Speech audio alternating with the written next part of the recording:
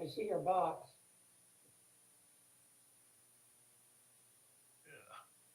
I'm here, sorry. Okay. We got, Where's the young'un? Where's she? She is with a babysitter currently. Oh, okay. During our faculty senate meeting, she was with you. Yeah. All right, it's 1:00. We have a quorum. We're only missing Linda. I haven't heard anything one way or another from her. So let's call this meeting to order, please. This is a Santa Fe Community College Special Governing Board Work Session of November 10, 2021. We have 4 members currently online and present. So we'll call the meeting to order and welcome everyone.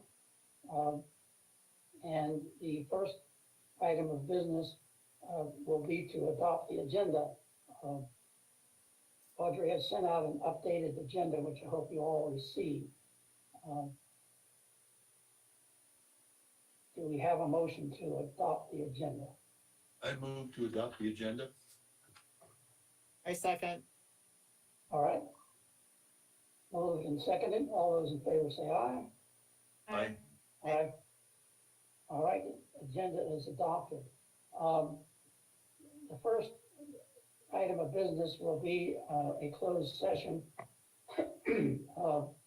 But I just want to mention that this is a work session and we'll be delving into suggested initiatives to improve enrollment and retention. This will be a little less formal than normal board meetings because we are going to be talking about a lot of things. And we want to,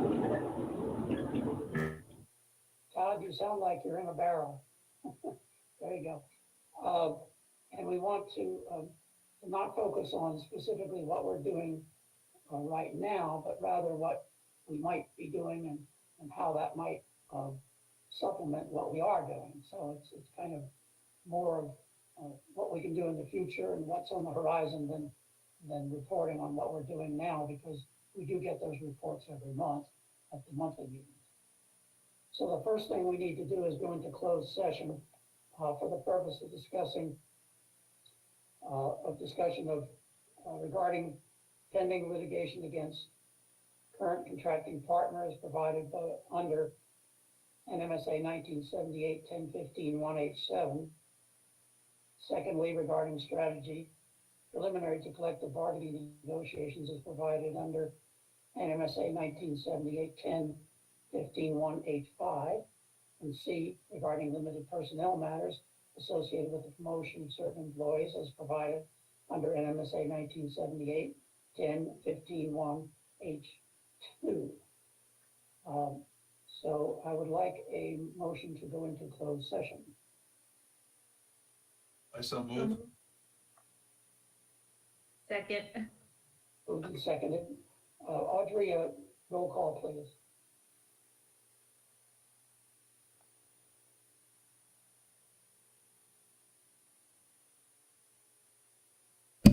Chair Sullivan, Yes. Vice Chair Gamble, Yes.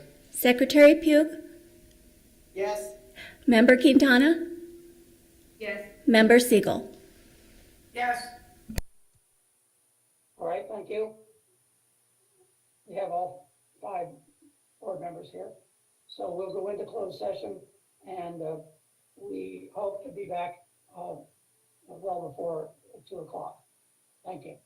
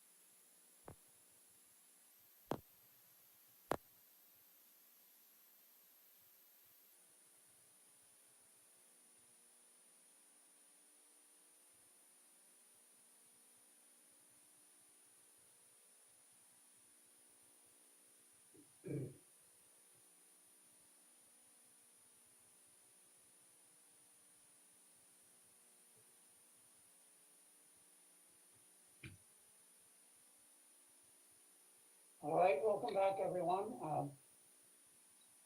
We have Linda and George are back with us. And Becky's back with us. I'm looking for Pierre and Jody. And then we'll be able to resume.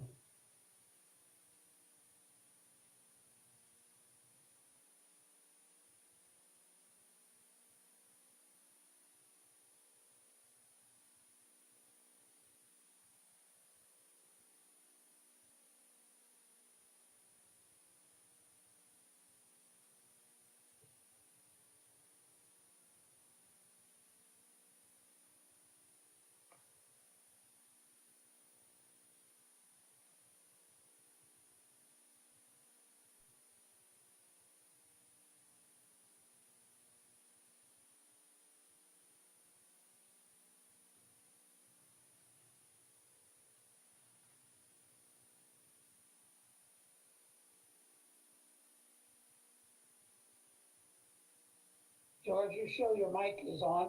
Can you hear us all right? And can we hear you?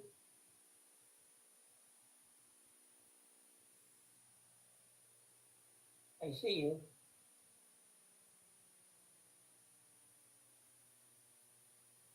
Say something, George. Can you hear me? Yeah, we can hear you. Okay, good. Yeah, we work better on GoToMeeting, I think. Okay, Linda's here and Pierre's here. Where's Jody? Nick's back.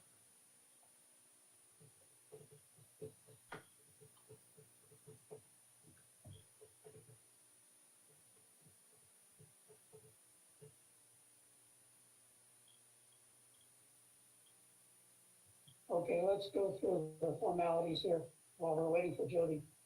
We have a quorum, but I have a motion to come out of the closed session where the discussion was only on the items posted publicly on the agenda. I so move. I second. Moved and seconded. Discussion? If not, those in favor say aye. Aye. Aye. Chair votes aye. Motion passes. All right. The fun part of the work session is now beginning. And we're going to talk about, as I said earlier, suggested initiatives to improve enrollment and retention. And this is not reports on what we're doing now, which is very substantial, but what else we might be able to do, even if that might cost us some money, to improve enrollment and retention. And Dr. Rowley, I see Superintendent Chavez is here with us. Would you like to introduce him, please? Yes, thank you, Mr. Chair. I had to find my mute button there.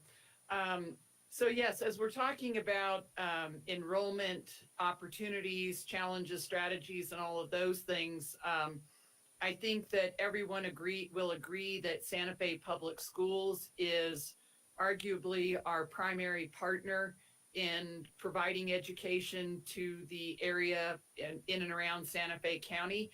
And so I've invited, at your request, Larry Chavez, who is the new superintendent, to come in and speak with us a little bit about our relationship with Santa Fe Public Schools, things that we might be able to do better and improve on.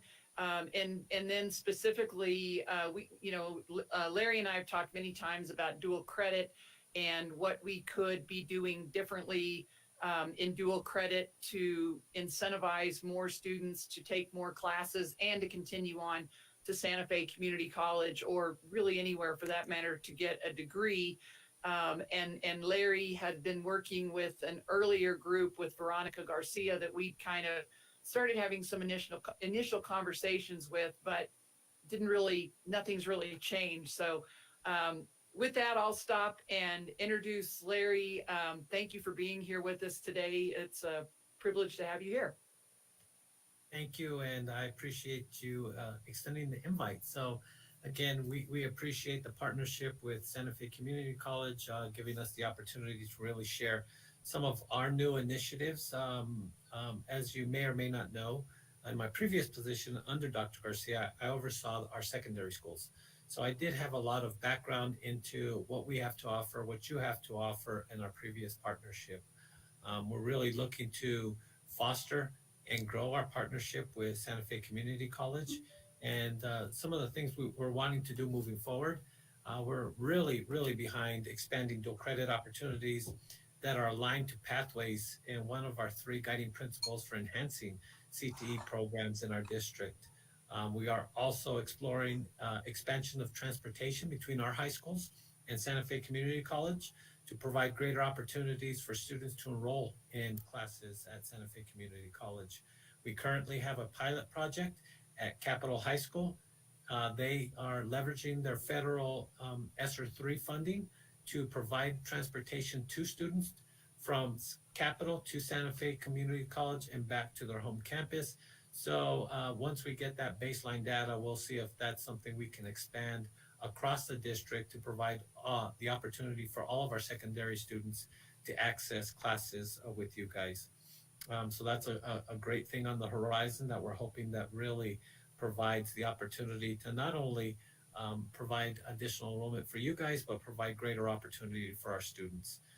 Providing input with Santa Fe Community College's collaboration for the scheduling of dual credit sections, aligned to CTE pathways to allow larger groups of our students to participate in the classes you have to offer. Again, leveraging current Santa Fe Public School teaching staff as adjunct instructors in order to offer additional sections at our high school campuses, allowing flexibility on our end in student schedules to allow greater access of classes at Santa Fe Community College. So we see that it's not a one-way street, that we have to hold up our end as well. And so we're trying to work diligently with everyone involved, all of our stakeholders, to allow access to classes by adjusting the flexibility on our side. We're working with high school counselors, College and Career Plaza, to make the pathways more clear for students connecting high school CTE courses with certificate and degree programs with you guys. We're currently drafting for approval a board resolution around CTE that includes expanding access to dual credit coursework as a priority for the district. And so we have a great board member currently with us, is Dr. Carmen Gonzalez, that is the driving force behind a lot of these initiatives. We've actually budgeted over $1 million of our federal funding over the next 3 years towards the expansion of CTE courses for Santa Fe Public Schools and our students. So we have a lot of great things that we're trying to move towards, collaboration and fostering an even better relationship with the college here in Santa Fe. But we understand that it's not a one-way street, and we have to meet you guys halfway. So again, we appreciate Becky and her graciousness of allowing me to speak a little bit today. We've been in communication numerous times about the expansion of our partnerships, and hopefully down the road we can do a crosswalk so we can also offer some of the core classes that we call core classes towards graduation, that they could also earn credits with you guys. So one of the classes that comes to mind is English. If they can earn some of their English credits for graduation, that is also college credit, that would be a benefit for all of our students. And that's something that I actually earned with Becky, as she was one of my instructors early on in I guess online learning when I was in high school, and that's how I earned my freshman credit towards my degree. So again, I think it's beneficial. I'm a big supporter of it. So is our board, and so is my team. So again, thank you for this opportunity. Thank you, Superintendent. Board members, do you have some comments or questions for Superintendent Chavez? I have a question, Mr. Chair. Go ahead. Hello, Mr. Superintendent. Thank you for coming. Absolutely. Now, I know you probably don't have this data, but I'm just wondering if the public schools actually are able to collect data about the number of students who graduate who go on to college. Mhm. Do We you have do. one? Yeah, not on me, but yes, we do have the data. That's part of the reporting that we have to provide to really see where they're progressing. Is it post-secondary? Is it into a career field immediately? So we do have that data. We can definitely share that with you guys. I can send it out to Becky and she can share that information with you. That would be great, because I think, we talk a lot about why we can't get more of our Santa Fe Public School students to come over and take classes and register for degrees at the community college. And I'm just wondering what percentage of your graduating seniors actually go to college, and we can compare that Right. to the ones that are coming here.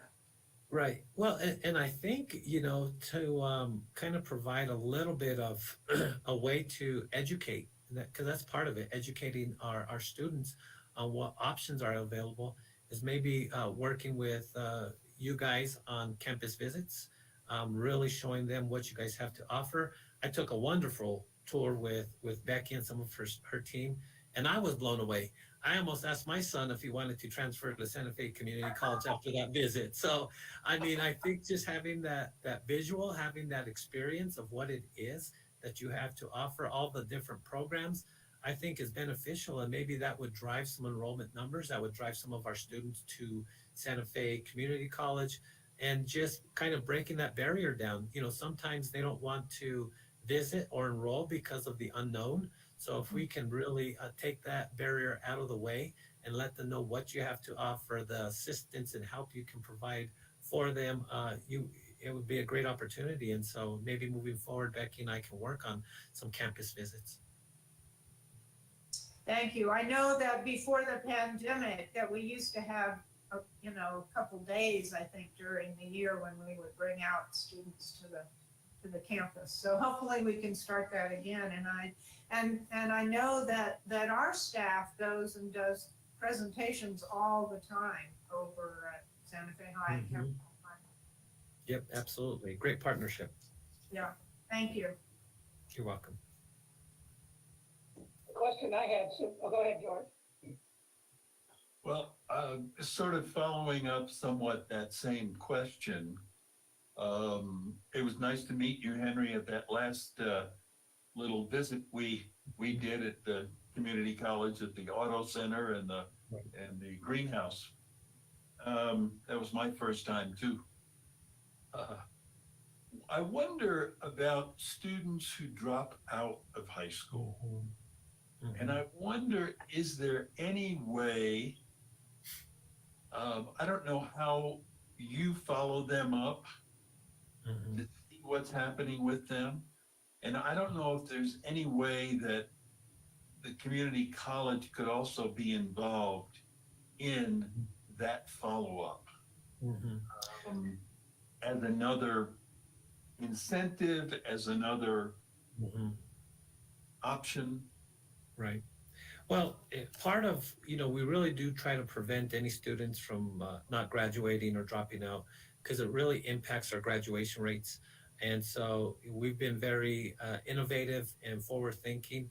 We've developed a capstone project to really help those that maybe are in the very bottom group that are lacking credits, but can demonstrate competency in other methods. So we've started to roll it out. We're going to have a pilot project at Santa Fe High this year to really capture those students to try to prevent them from dropping out. That is one of the goals of ours, is to really try to minimize those individuals that may drop out because they are lacking a lot of credits. Usually, I want to say, and I could be wrong, percentage of our individuals who do not graduate or drop out, I shouldn't say graduate, but drop out is about 2%. And that's just a rough estimate. But again, the reason why is because it does directly affect our graduation rates if they do not earn their high school diploma. Right. And I guess part of what I'm thinking, and again, building on the previous conversation, if, for example, if visits to the college Mhm. were somehow targeting those students as well as other students already motivated, Yep. but to increase the motivation somehow. And, Mhm. one of the things, for example, the auto center, if we had, kids that may be really interested in automobiles, Mhm. having a visit to the auto center and something about what's happening there may provide just a little bit of a boost for them. to Yeah, think of- and yeah, I agree. With that capstone project that we're going to be piloting at Santa Fe High, we've identified about 20 or 25 students who would be in jeopardy of not graduating. So it's exactly that those group of individuals that you are talking about. And so maybe part of that capstone project is a campus visit, just for that encouragement.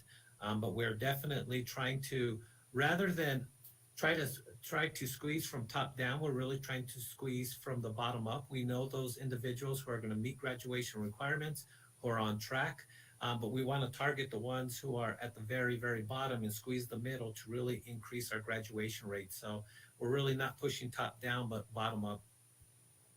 That sounds good. A question I had, Superintendent, was a little later on in our agenda, you'll see that we'll be talking about the placement test process. And there's always a bit of controversy and certainly some differences of opinions among faculty about our placement tests. The AccuPlacer, which some people hate and others don't hate as much. And the process of placing students and being able to limit the amount of courses that they have to take for them to become eligible and qualified to move into the full graduate program. What are your thoughts on that? On the issues of placement between high school and being prepared for college life? Well, I think the way I'm going to relate it is to an individual or a student of ours taking an assessment to meet graduation requirements. The state has waived it the last 2 years, but what we've done is provided multiple options to demonstrate competency. Some of our students are not going to do well on a test, but that doesn't mean they're not competent in that area. It just means that they don't take tests well. It could be on a computer, it could be on a piece of paper, but what we've learned through the pandemic is that if we provide different options to demonstrate competency, it really shows us where they're at academically. So if you're, going back to your AccuPlacer, I don't know if it's a true measure of the knowledge that they actually have or the lack of knowledge they have. So for us, with the public schools, we're trying to provide multiple ways for them to demonstrate competency because we do see that some individuals just do not do well on tests. And so we want to provide them with the option to show us their competency. So yeah, I don't know at the university level, college levels, you have the ability to do that, but we do really see that in our population of students that by just asking them to show demonstration of competency through an assessment or a test does not do justice to all of our students. I think we've, in some cases, found similar things at the college level too, and we're trying to grapple with that. Yeah. Are there other questions for the superintendent? Any from staff?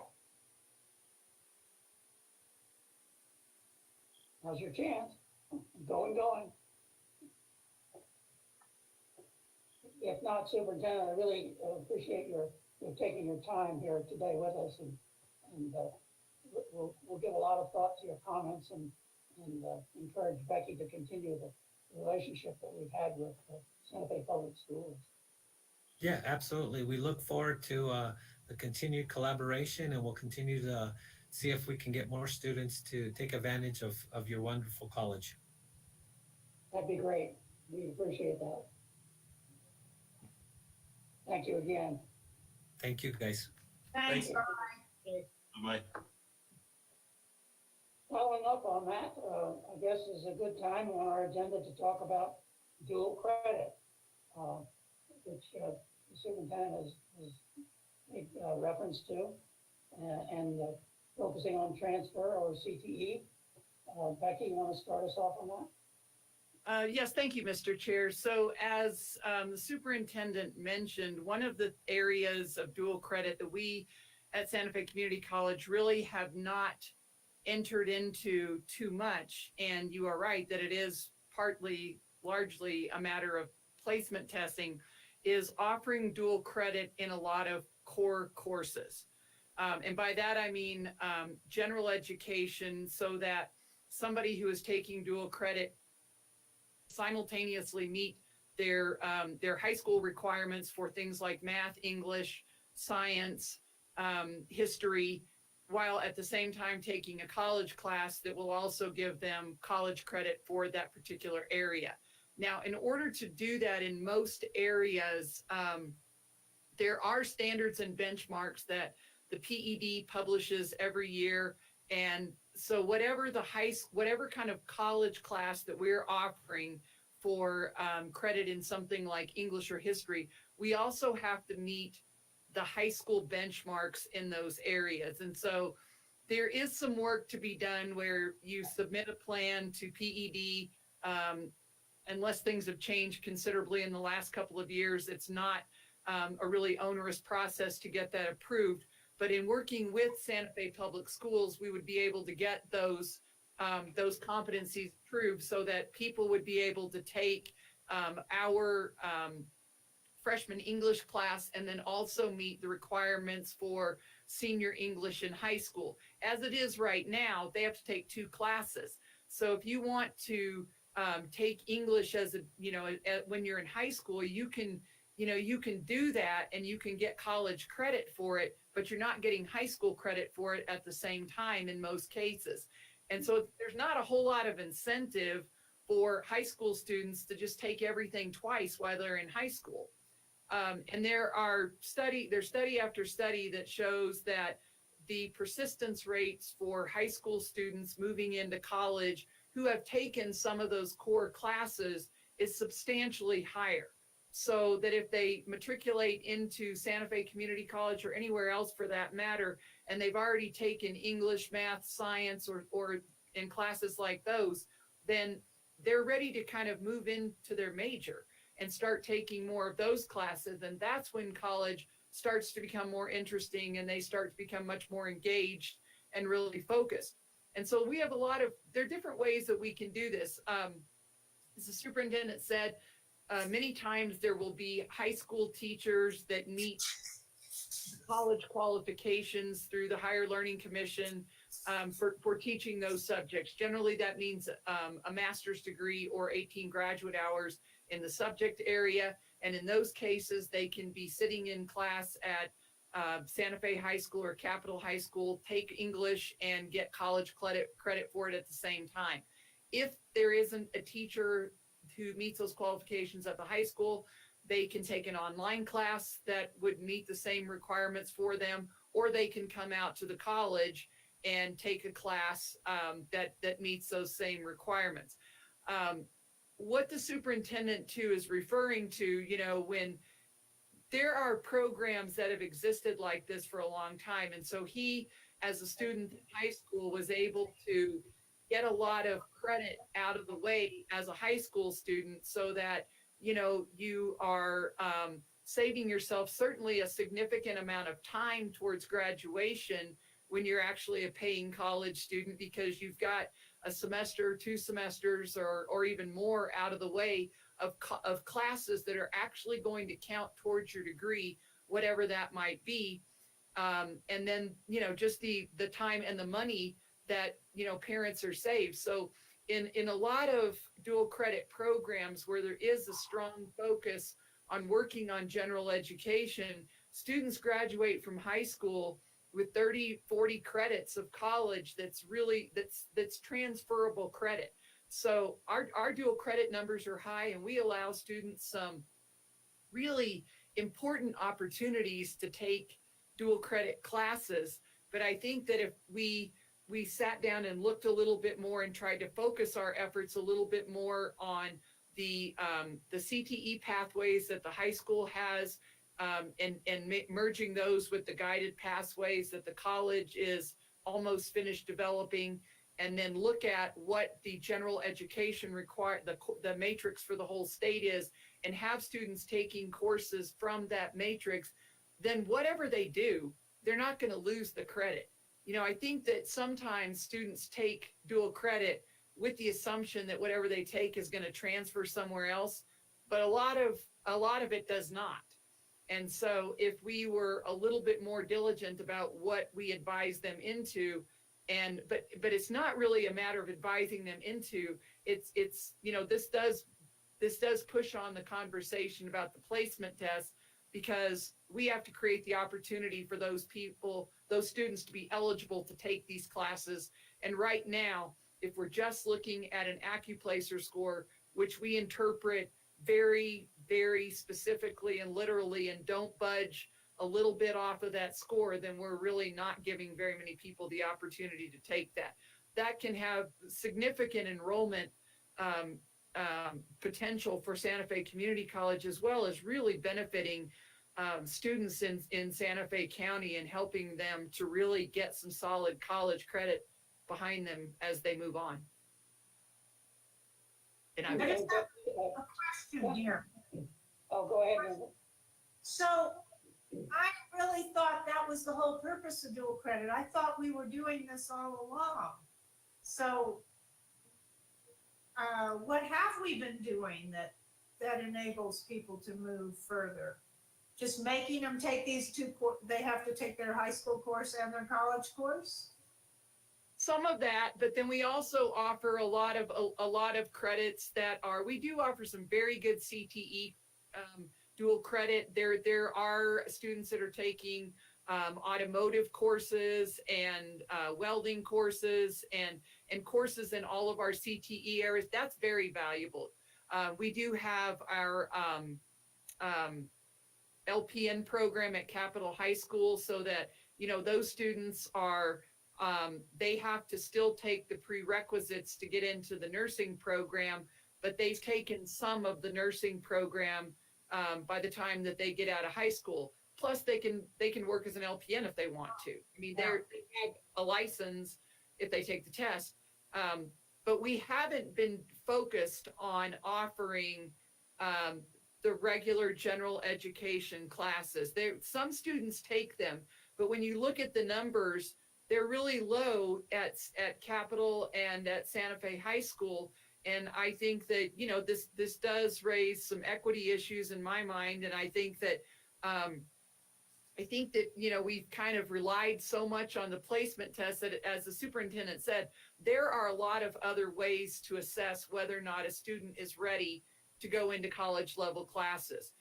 We don't really pay any attention to their high school grades. You know, we just decide that they're not relevant, when I think that, you know, that's pretty dismissive. Yeah. And so that's what we need to work on. Great. And Becky, could you remind everyone what CTE stands for and what PED stands for? Oh, sure. Sorry. I get so annoyed at other people that do that. PED is the Public Education Department, and so they have jurisdiction over all of the K through 12 curriculum. And then, ironically to me, they also have jurisdiction over the Carl Perkins Grant, which funds some of our CTE or career technical education. So they're kind of overlapping into some of the career technical education that especially community colleges do. And so we have to, you know, if you're, you know, when you're, and this is, there are lots of legislative issues, funding issues that are kind of complicated. And I would say, Linda would probably agree with me, protracted discussions about who ought to be paying for this that sometimes will obscure the point. But, you know, it is a lot of people do this, where you work with, public education and make sure that our standards map with theirs. It's not, their standards are not that specific. They're pretty general. They're things that we're already doing. So it's not that we have to change our curriculum to meet what they're doing. It's just that we have to show that we are meeting the standards that they're required to teach. And what's it take to do that? I mean, why aren't we doing it right now, as Linda says? Well, it is extra work. So we'd have to find the faculty who are interested in doing this, and then we would have to work with PED.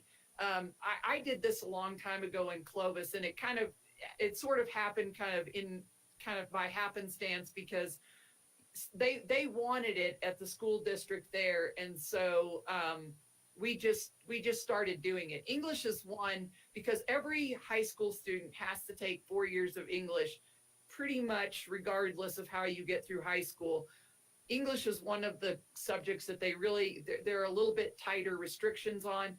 And so, we just had to take our existing freshman sequence of 2 composition classes and show how what we were doing was also meeting the benchmarks and standards that they were required to teach in 12th grade in public education. It was a pretty simple process.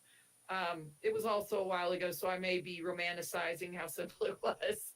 That's possible. But we could certainly ask someone to do that and pay someone to do that for us, and then be ready to go. And then once it's done, it's done. And then, make that happen in other subjects too. Well, good. That sounds like something that we're learning about, and something that we can certainly do in cooperation with the school, with the high school. And Mr. Chair, the one other thing that I want to add, the last LFC committee meeting that we had, I think it might have been second. Anyway, one of the topics of discussion was dual credit.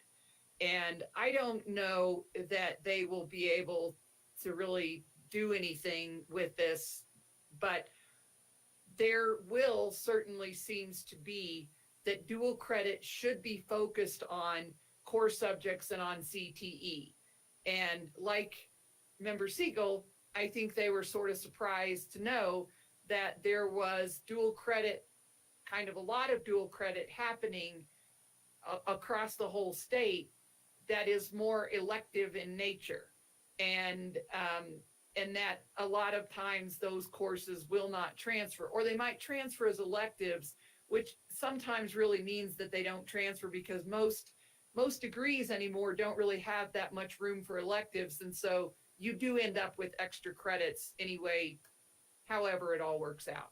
So there is pressure on us from the LFC too, to make some changes and to be moving more in this direction, because as the conversations for cost come up, they want to know that they're paying for something that they think is substantial, and that also is going to incentivize high school students to graduate from college, or to go to college to get a certificate or a degree and enter the workforce at a much higher level. Okay, are there any other questions on the dual credit? Yeah, George, go ahead. just following up on those issues. Do we have data on the students that take dual credit classes, their graduation rates? And I guess it gets complicated depending on the point you were just making about different courses they're taking. So if they're taking the basic English, math, whatever courses versus the CTE courses, is that true? Yeah. Vice Chair Gamble, and Mr. Chair, we do have that information. Yash could give you more detail on that. We may need to run those reports in a little bit more granular method to get exactly what you want, but we do know, and we actually do get reports that show us how many students from individual high schools went to Santa Fe Community College or Harvard or UNM or wherever. But we get it in this kind of big messy thing that you have to read through all of it to Right. kind of Yeah. get a sense of. But we do have that information. I mean, I guess, you know, what I'm just thinking about this whole dual credit enterprise, is that something that perhaps needs more analysis and effort? If we think it's in fact effective, can we be doing other things to involve more students in that activity? Yeah, it's sort of a general question. If we think it's effective, can we do something else to make it more widely utilized? That's sort of my question. Well, I'm going to let Yash speak to that in just a second. But one thing I do want to mention too, in the latest data that I saw from our accountability and governance reports that we have to submit, it seems like about every 10 days or something like that. But they look at the length of time it takes for students to complete a degree at every institution. And Santa Fe Community College actually had the longest time to complete a degree of any of the two-year schools. And it's almost 100 hours. And there are a lot of reasons. I'm not going to oversimplify this and say it's because we're not offering enough dual credit the right way. That is maybe a part of it. And there are a lot of other things that I think that we need to look at. But as we're working on this issue with dual credit, I think that one thing that could be, I would expect to be a positive outcome too, was that for students who do go on and become full-time Santa Fe Community College students or even part-time students after they graduate, that their time to completion will be shorter than the typical student. Right. So go ahead, Yash, talk about your data. Okay, well, it's not about my data, but we have a partnership with Santa Fe Public Schools, so we actually assist them in sort of tracking their students post-graduation. And so about 5 years ago, when we first started this collaboration, the school to college matriculation rate was around 39%. More recently, thanks to our partnership, we have now increased it to 54%. Statewide, that number is about in the 64, 65% rate, so there's some work to be done. But we do provide that list, and we do work closely with Marcos and his team in the dual credit areas and Tomasina and others. So I think one of the things that both President Rowley has spoke about, as well as what Superintendent Chavez has talked about, is a great next step to increase that further. And we are happy to provide some additional reports on that in the future board meetings. Okay, thank you, Yash. Let's move on if there are no other questions on the dual credit. We do want to Chair, consider I have this one- under 345 because Becky has to get to Albuquerque. Pierre, go ahead. I'll try to be quick. So Becky, it's a relief to hear that folks or LFC and some other places are focusing on streamlining the offerings for dual credit. Have we already streamlined, have we already reduced the number of classes? Because I remember back in the day, it was everything in the kitchen sink is what it felt like. Have we already made progress on that? We are in progress. Member Quintana, I wouldn't say that we have actually done that yet, but we are doing that. And I appreciate you bringing that up, because that is another thing that's been brought to my attention, that we do offer a lot.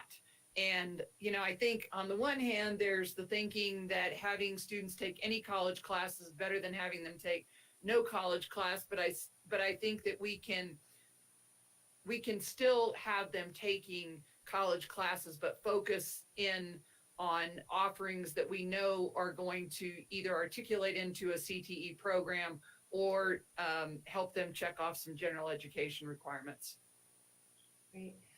And I will just make a comment, because I remember when I would advise students who matriculated after doing dual credit and having this very lengthy exploratory phase, they would reach maximum time frame with their financial aid very early. And so Yes. that prevented them from finishing anything because they were so far from a degree, and then their financial aid is running out. And I don't think many of us knew that when dual credit first started, that it would impact their federal financial aid longer term. So I think the better we can do at streamlining that list, I think we can probably promote career and degree exploration in other ways that aren't going to impact time to degree or federal financial aid.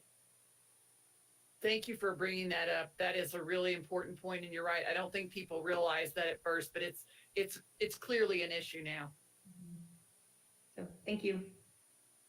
Thank you, Pierre. Excuse me, I did want to mention that we also received some very useful comments from the staff senate, and some of those are incorporated in our bullet points on the agenda, one of which was CTE. So this is being considered certainly along with the staff and faculty. Let's talk next about scheduling, which also was brought up in some of the staff senate comments. That's been a bugaboo for as many years as I've been on the board. Becky, give us something good to think about. Okay, well, thank you, Mr. Chair. So Board Member Quintana asked me about this a while back, and my immediate answer was yes, some things have been changed, and I think that's the case, but upon further digging around, not everything, there apparently we've studied this issue before, but not even really acted on our own recommendations for various reasons, and it's complicated when everybody gets involved. So anyway, this was an opportunity for us to push this issue and look at what kinds of issues that we have with scheduling. And so one of the things that we are in the process of striving to do is to, for the first time ever, have a year-long schedule that would be like a master schedule. Our scheduling is inconsistent. We are often not able to offer classes at the times when students might expect that classes were going to be offered. And so that too, I think, is an issue that creates some issues with time to completion. So one of the things as we started addressing this, digging into this issue a few weeks ago, I asked Yash to look into the issue from an institutional effectiveness standpoint and just kind of do some exploring. And so he connected with CNM and looked at their scheduling office and how we could use this. We use the same scheduling software, how we could use this more effectively. And also he is scheduling a further meeting, I think in December, to kind of talk about some of these issues. So Yash, if you want to give like a quick report on what you found so far and what our immediate next steps are. So the good news is that there's a lot of people who recognize that scheduling is something that we need to address on campus, especially from a student success perspective and from a student's perspective. Given that 75% or more of our students are really post-traditional students, that goes beyond the 18 to 24-year-old age groups. So I've talked to CNM, I talked to a couple other places, I've looked at some Achieving the Dream data sources, and what's really being sort of recommended on a national level is having a long-term, simple scheduling solution that really incorporates with the guided pathways approach so that it really meets the students' needs instead of our needs. One of the things we've been talking about is really upgrading our classrooms. One of the faculty members actually yesterday during the COVID meeting suggested that we should have a classroom where people could come and go and switch between an online modality and a face-to-face modality called high flex modality courses. And so we've been talking with OIT and Nick in the finance areas to make sure that there's appropriate financing and technology needs to actually create rooms like that. But I understand people's time is short, so I'm not going to go into great details, but what we're hoping to do in December is to have different groups of stakeholders across the campus including students, since we're talking about students' lives here, to discuss what is our core principles when we design scheduling at SFCC, and what can we do strategically and structurally differently so that it's meeting their needs instead of ours. To this end, we were thinking about asking some design thinker experts out there to think about it from creating a really student-centered approach. So all the details are sort of being finalized right now, but that's where we are currently at. And so, Mr. Chair, I would just add to that, the point that when I think this is a barrier to enrollment for us. And I think it's been a barrier to enrollment for us for some time. And so in making these changes and looking at how we can simplify our schedule, make our schedule more predictable, and let students know what courses will be scheduled a year out, and to set up a schedule. Right now, we don't have scheduling where you could just take general education courses in the morning and then work in the afternoon, or the other way around. It's really, really hard to do that right now.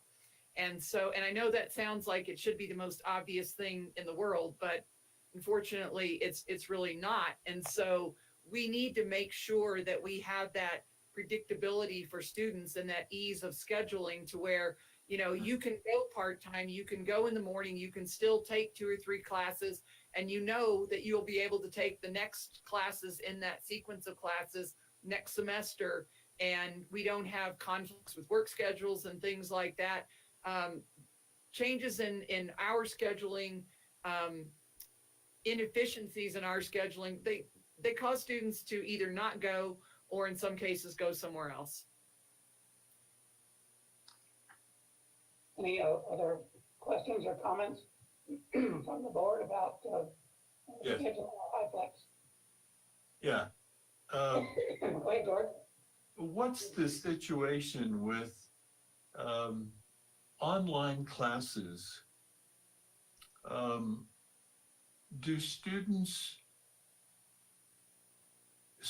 attend during the time that the instructor is presenting the online class? Are those classes recorded? And could a student attend and get credit for that class at some other time? Yeah, yes, Vice Chair Gamble, that is exactly what students can do. So we have some, I guess I would call them more traditional online classes that are fully asynchronous. You go in, you do the work whenever it's convenient for you. There are generally due dates for assignments, but if you want to do your work at 9 o'clock at night, there's no specific meeting time for the class. The HiFlex classes that Yash is referring to combine the best of both worlds. So there is a physical classroom. The class will be taught at a certain time, 9 o'clock in the morning or whatever. Students can do that class at that time if they want. The class is recorded. So there are all, permissions with that are worked out. The class is recorded, but you as a student can attend live remotely at that same time if that works for you. If that doesn't work for you, you can watch the recording of the class later and access the class that way. And the beauty of it is that you can move in between all 3 of those modalities throughout the semester. So one day you come to class, one day you attend it live online, one day you just have to access it on your own when it's convenient. And you can mix it up so that you don't, sometimes students think they want to take an in-person class and then their work schedule changes and so they really can't. They need to be online. We try to accommodate that, but we can't always do it. But this way they can move back and forth. And if they have a sick kid or a work schedule change, something like that, they're still good to go. Right. Yeah. In a sense, doesn't that sort of facilitate the whole question around scheduling? Because it essentially, if all the classes are also recorded and available to students at any time, doesn't that sort of make scheduling less of an issue? or not? Well, on the one hand, maybe it would, but we are always going to have students who want to attend in person at a regular time. So we need to schedule courses so that we do have that predictability. You can take, 2 9 o'clock classes, 2 10 o'clock classes, and work your way through the gen ed requirements because Yeah. we have coordination in scheduling. And we are a long ways away from having all of our classes in that high flex modality. We're kind of all adopting the terminology attend anywhere. So, that you can make this work for you regardless of what's going on in your life. If people in the military who get transferred out of state or even out of the country can still take classes this way. It's a fantastic advancement in online and just education in general. Right. But it is an ancillary way to improve our scheduling. Right. Yeah. I love this idea of high flex. Like, I'm home this week because my child's daycare classroom was shut down. And because of COVID, what we've learned we can do remotely, I'm now able to work from home, care for my child, do my board meetings, right? All of these things that I think pre-pandemic, I wouldn't have been able to do. And so seeing high flex as an option, I kind of feel like I've been living under a rock. Maybe it's because of the pandemic. This is the first time I'm even hearing this term. I'm embarrassed to admit. But thanks for bringing this up because I do think that this is going to create greater access for people and has the potential to really help our enrollment. So I think this is great. And I think all of us have to be flexible because we're not out of this. We're not out of the pandemic. And I think kind of my reality this week is that it's still very much an issue and we have to be able to pivot at a moment's notice, and remote allows us to do that. To the scheduling issues, I shared this with Becky. I used to spend a lot of time advising students, and there were times when we'd have to get permission for a time override because classes overlapped by, say, 15 minutes or even 5 minutes. And so a student had to get permission from one instructor to leave early or from the other instructor to arrive late, which is never an ideal situation, right? Because learning is lost in that time. And so I think if we have a standard schedule, it improves access to education, but also help students to have predictability in their week. So if they have to take off 2 days, they know Tuesdays and Thursdays have a very similar schedule. I also think with our chess project, this is going to be huge because if we're using a similar scheduling model as our partner institutions within chess, then if we don't have something, but Northern has it or CNM, whatever institution, the student has the flexibility that they could still build out their schedule. And so I just think this is going to help students long-term. And yeah, it's going to be some growing pains, right? Because I think we're all used to a certain schedule. But I think long-term, it's going to be a great benefit to the students and to enrollment overall. So thanks for doing this work. I think, progress, baby steps. Well, Yash and his group are going gangbusters, but you're correct that this is going to become an issue as the student part of chess develops, because if we have kind of anomalies in what we're doing and other colleges don't, and it's easier for students to do things other places, that will have an adverse impact on us. And So we just- will fix now. And just to make sure people have credit where the credit is due, I'm building on other people's work. So it's not just me and my team. It's a bunch of other people who've been working on this for years now through Title V and other areas. So big thanks to them. And the other items that we might want to even consider in December is when we have this conversation is whether or not we want to move to an 8 weeks models, right? So ATD has released a playbook. And we're focusing it on a shorter time period to actually try to make sure focus on fewer classes in a short time period before moving on to the next sets of classes. So there's a lot of different items, a lot of different best practices that are being shared nationally, and so we're hoping to discuss this in December. Thank Thank you.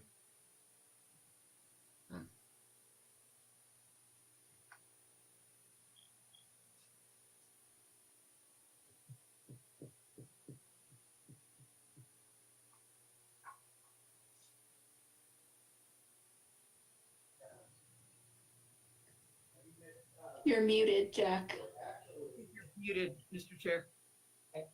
Uh, Let's move on. I was saying that this is kind of a rapid fire introduction to a lot of initiatives and suggested uh, practices that the board can consider along with the president. But let's talk about now something that everybody has an opinion about, which other than death and taxes, which is placement test process. Thank you, Mr. Chair. So as you've aptly noted, this has been a subject of conversation at Santa Fe Community College for a very long time. And I think I will preface everything I say with the comment that I think that everything, regardless of everybody's opinions on this subject, I think that people are trying to look out for the best interest of the student. I think that there is debate and there is evidence to suggest what really how this really does work out for students. So our current situation is we have an AccuPlacer requirement for basically to take almost any class at Santa Fe Community College. And so the placement test covers English, math, and reading. The way that we use the placement test, there are cutoff scores, and currently, if students do not score at or above that cutoff score, they are to take developmental A or more than one, depending upon what their score is, developmental course in that area. And these are well thought out, thoughtful developmental courses, but oftentimes students score pretty close to the placement test cutoff. And as Superintendent Chavez said, oftentimes the placement test doesn't really indicate the student's ability to take the course. And so what I have asked again, I think we are the only college in the state that enforces the placement test the way that we do. So again, I'm not looking at this because I know that this is going to become an issue as we move into a partnership with other colleges, but I'm looking at it because I feel like we're keeping a lot of students out of college level classes who could very well take college level classes, but we're asking them to take more courses until we deem them being ready to take college level courses. So again, I asked Josh to form a task force. We met with deans. We picked faculty from English and for math. We have a couple of deans on there. There are folks from student services, an advisor, Thomasina. I can't remember who all's on the committee, but it's big enough. I feel like to cover the breadth of what we need, but not so big that they can't ever meet. And so what they're doing is looking at placement testing on our campus, just the policy for placement testing, nothing to do with any kind of curriculum and classes or anything like that. And so I've asked them to consider whether or not we should be looking at other avenues of determining whether or not students are ready to go into college level classes. Should we be looking at their high school grades? Should we get a recommendation from a counselor? Should we ask them to take some kind of a co-requisite so that if they're taking college level psychology or something like that and their reading score wasn't all that high, that we would have some sort of a tutoring mechanism in place. There's a lot of possibilities. And so this group has been meeting for the past, they just started meeting. What I'd asked is that they have a recommendation to me by the end of January, and that we, with the idea that we would implement their suggestions, be ready to do that by the time we start registration for the spring. That is kind of an aggressive timetable, but I feel like we have stalled on this issue for far too long and that we really need to make some changes. I'm looking at our students' interests more than anyone else's. And our students are taking longer to graduate than other students are. We've seen that. I don't think it's just because of this. I think that there are multiple reasons why. But, you know, HED has been asking us for, I don't know, maybe 10 years, a long time. They joined a group called Complete College America that was really focused on having accelerating the time to complete degrees, so that, you know, it was part of it was a measure to shorten the length of a degree, and part of this also had to do with allowing students to take college level courses when they might be kind of borderline, they might appear to be borderline prepared judging by the AccuPlacer scores. I've taken that test myself, I don't know how many times. I mean, you'll be pleased to know that I did score into college level reading. So, you know, but I will tell you that if you miss a couple of questions, you automatically get thrown down to a lower level. And it's really hard to score high enough if you miss a couple of questions off the bat. Students are notoriously bad about just racing through the test. There are cultural issues involved with the test where I think that it's a little skewed, and there's been, you know, study about that. That's not to say it's useless. I don't think it's useless at all, but I think that relying on it exclusively is kind of dangerous. And so, again, Yash, I'll ask you to just kind of comment briefly on what your group has been up to and kind of where you are. But we need to look at, and apparently we have had recommendations before that we just didn't implement. So what have you guys been up to? Sure. So a big, just like you said, President Rowley, big thanks to the group that was working on this particular items before us. That actually was able to help us sort of shorten the amount of time it takes us to get to where we need to get to right now. So the first thing the group did was review the previous group's recommendations, then looked at some updated information since what the group has worked on. We looked at national best practices, research, peer-reviewed research on this particular subjects, what other states are doing. Then we looked at internally, what is our own policies, you know, what are some of the issues that we see from advising, what is the issue we see from the faculty's perspective. So there was a great discussions and review process. Right now we're in a process of sort of start thinking about what would be the sort of the ideal state for the students. You know, should we have something that says, you know, if you're a recent high school graduate, should we give them exemptions? Should we say that if you're a recent military, should we give an exemption for military veterans? You know, these are kind of questions we're currently having. So we hope to meet President Rowley's timeline in providing her with our recommendations. One thing that's most likely going to happen regardless is to make sure that this recommendation is then considered in the larger context of making sure it's really student-centered.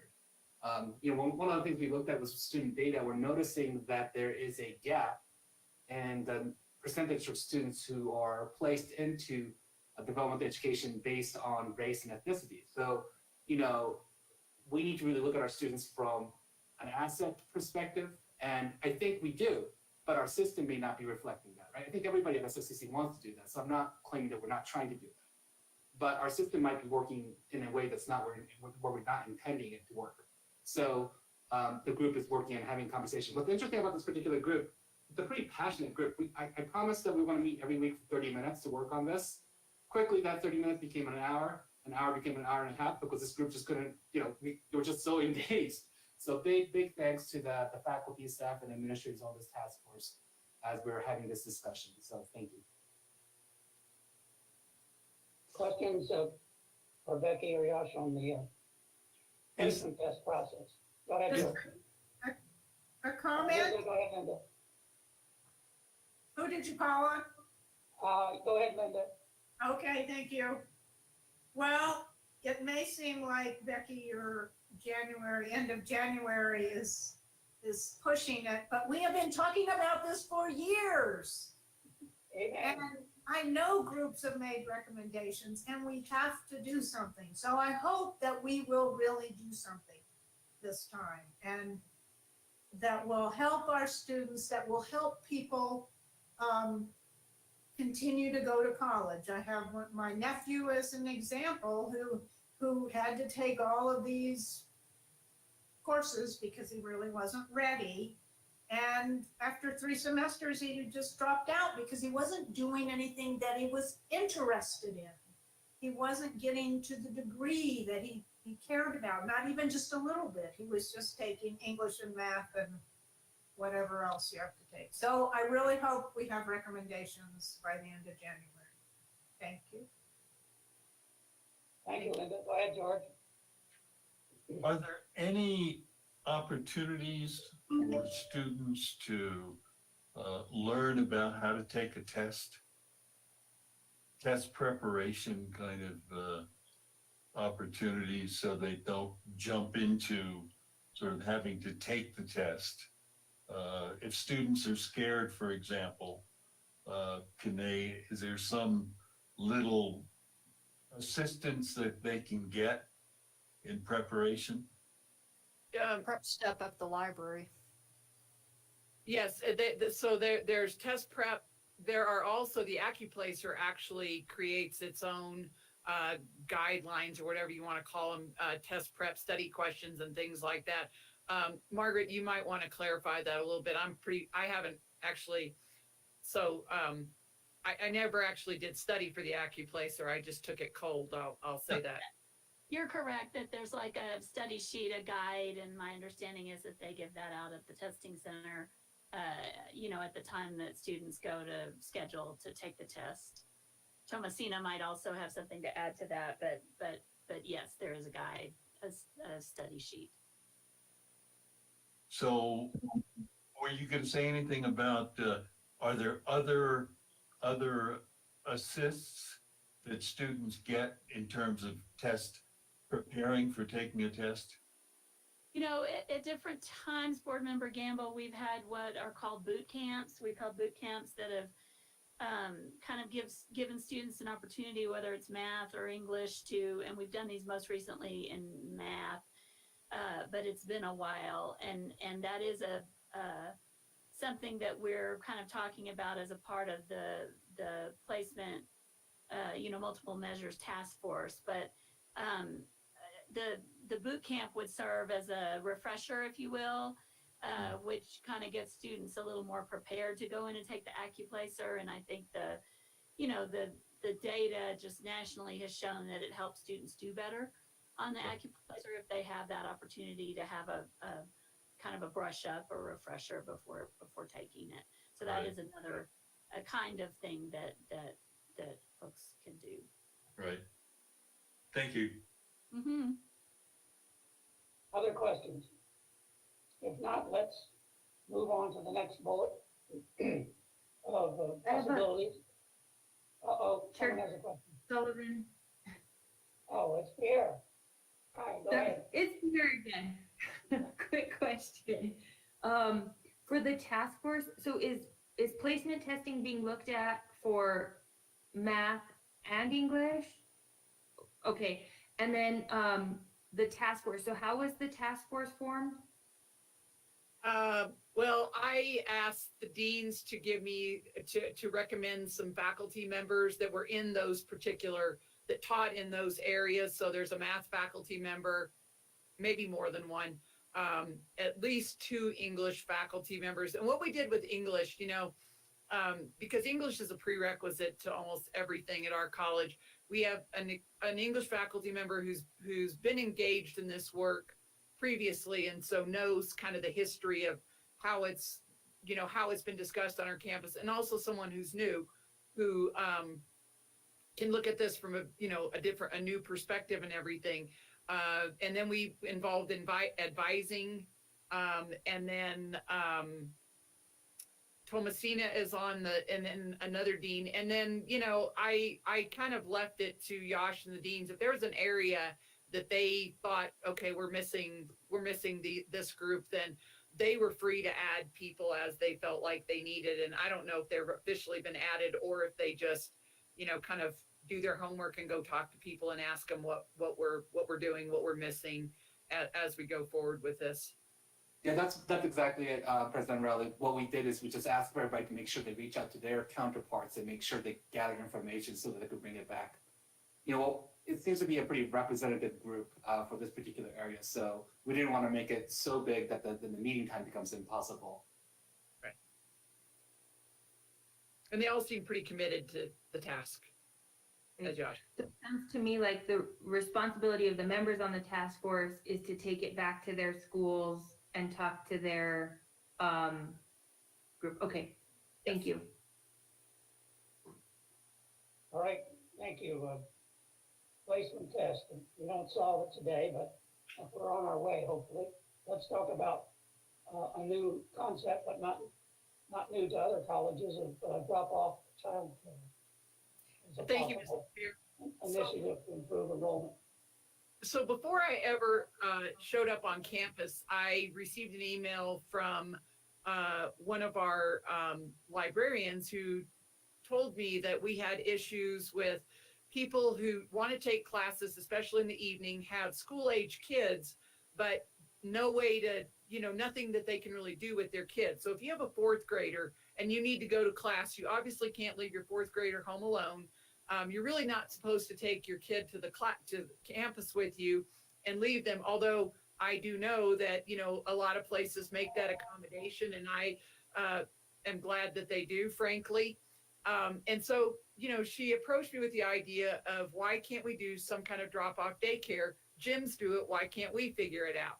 So at the time, we talked about it, and this was all pre-pandemic, and thought that it'll be something to get into. Well, after the pandemic, during the pandemic, childcare has become one of the most significant barriers for our students. So, Kids Campus is tremendous and serves a distinct need from this. And so we have, full, we're full over there. There's they have, sometimes issues with being able to add to capacity. There is good subsidization of this right now from the state. That's all well and good. But when you have kids that are under 12 that need to, where their parents need to take classes, we really don't have any kind of space for them. And so oftentimes people who are parents decide they can't go to college because they don't have anything, that they don't have a way to have their kids taken care of. And so, we've had a couple of meetings about this, and I think you all know, we do have a new director for our Early Childhood Center of Excellence, Katrin Allred, that we stole from CNM, has also looked at this issue and has given some suggestions about a program through a grant that they were able to do at CNM, where you could encompass homework assistance for kids that are of school age, so that you could not only bring your kid to the campus, but we would have a spot for them to go where they could get assistance with their homework. And then you as the parent can go on to your class, and everybody goes home. Part of the deal is that parents have to remain on campus. You can't go to the grocery store or something while you dropped your kid off. There are liability issues when parents are on campus in a certain proximity to their children and not dropping them off like they do at Kids Campus. So as we were having conversations about this, and I want to mention that Sarah Hood from the library has given me all kinds of resources and things to look at to be able to kind of figure out where we could go with this. But to address that issue of students who just feel like they can't be part of us, or that we're not responding to their needs. Part of the discussion that we had about daycare a week or so ago involved creating kind of a parent resource center, so that we really could focus on students as parents and really provide the kind of resources that they need to be able to stay in school, to be able to link up with the kind of supportive services that are a little bit unique to parents as they're trying to get through.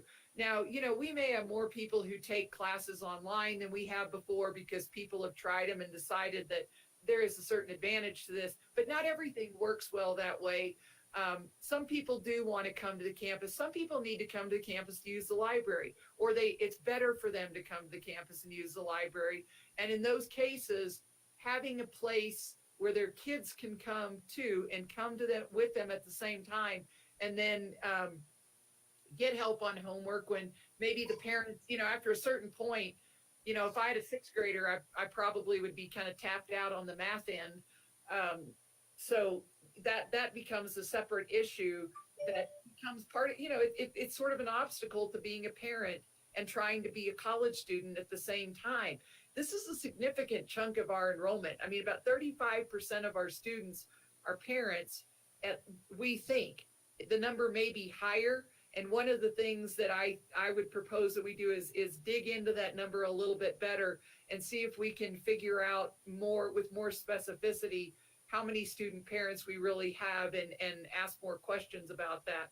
But it is I think that the time has come for us to look at this so that we aren't losing students who say they just can't come because they don't have anything to do with their kids.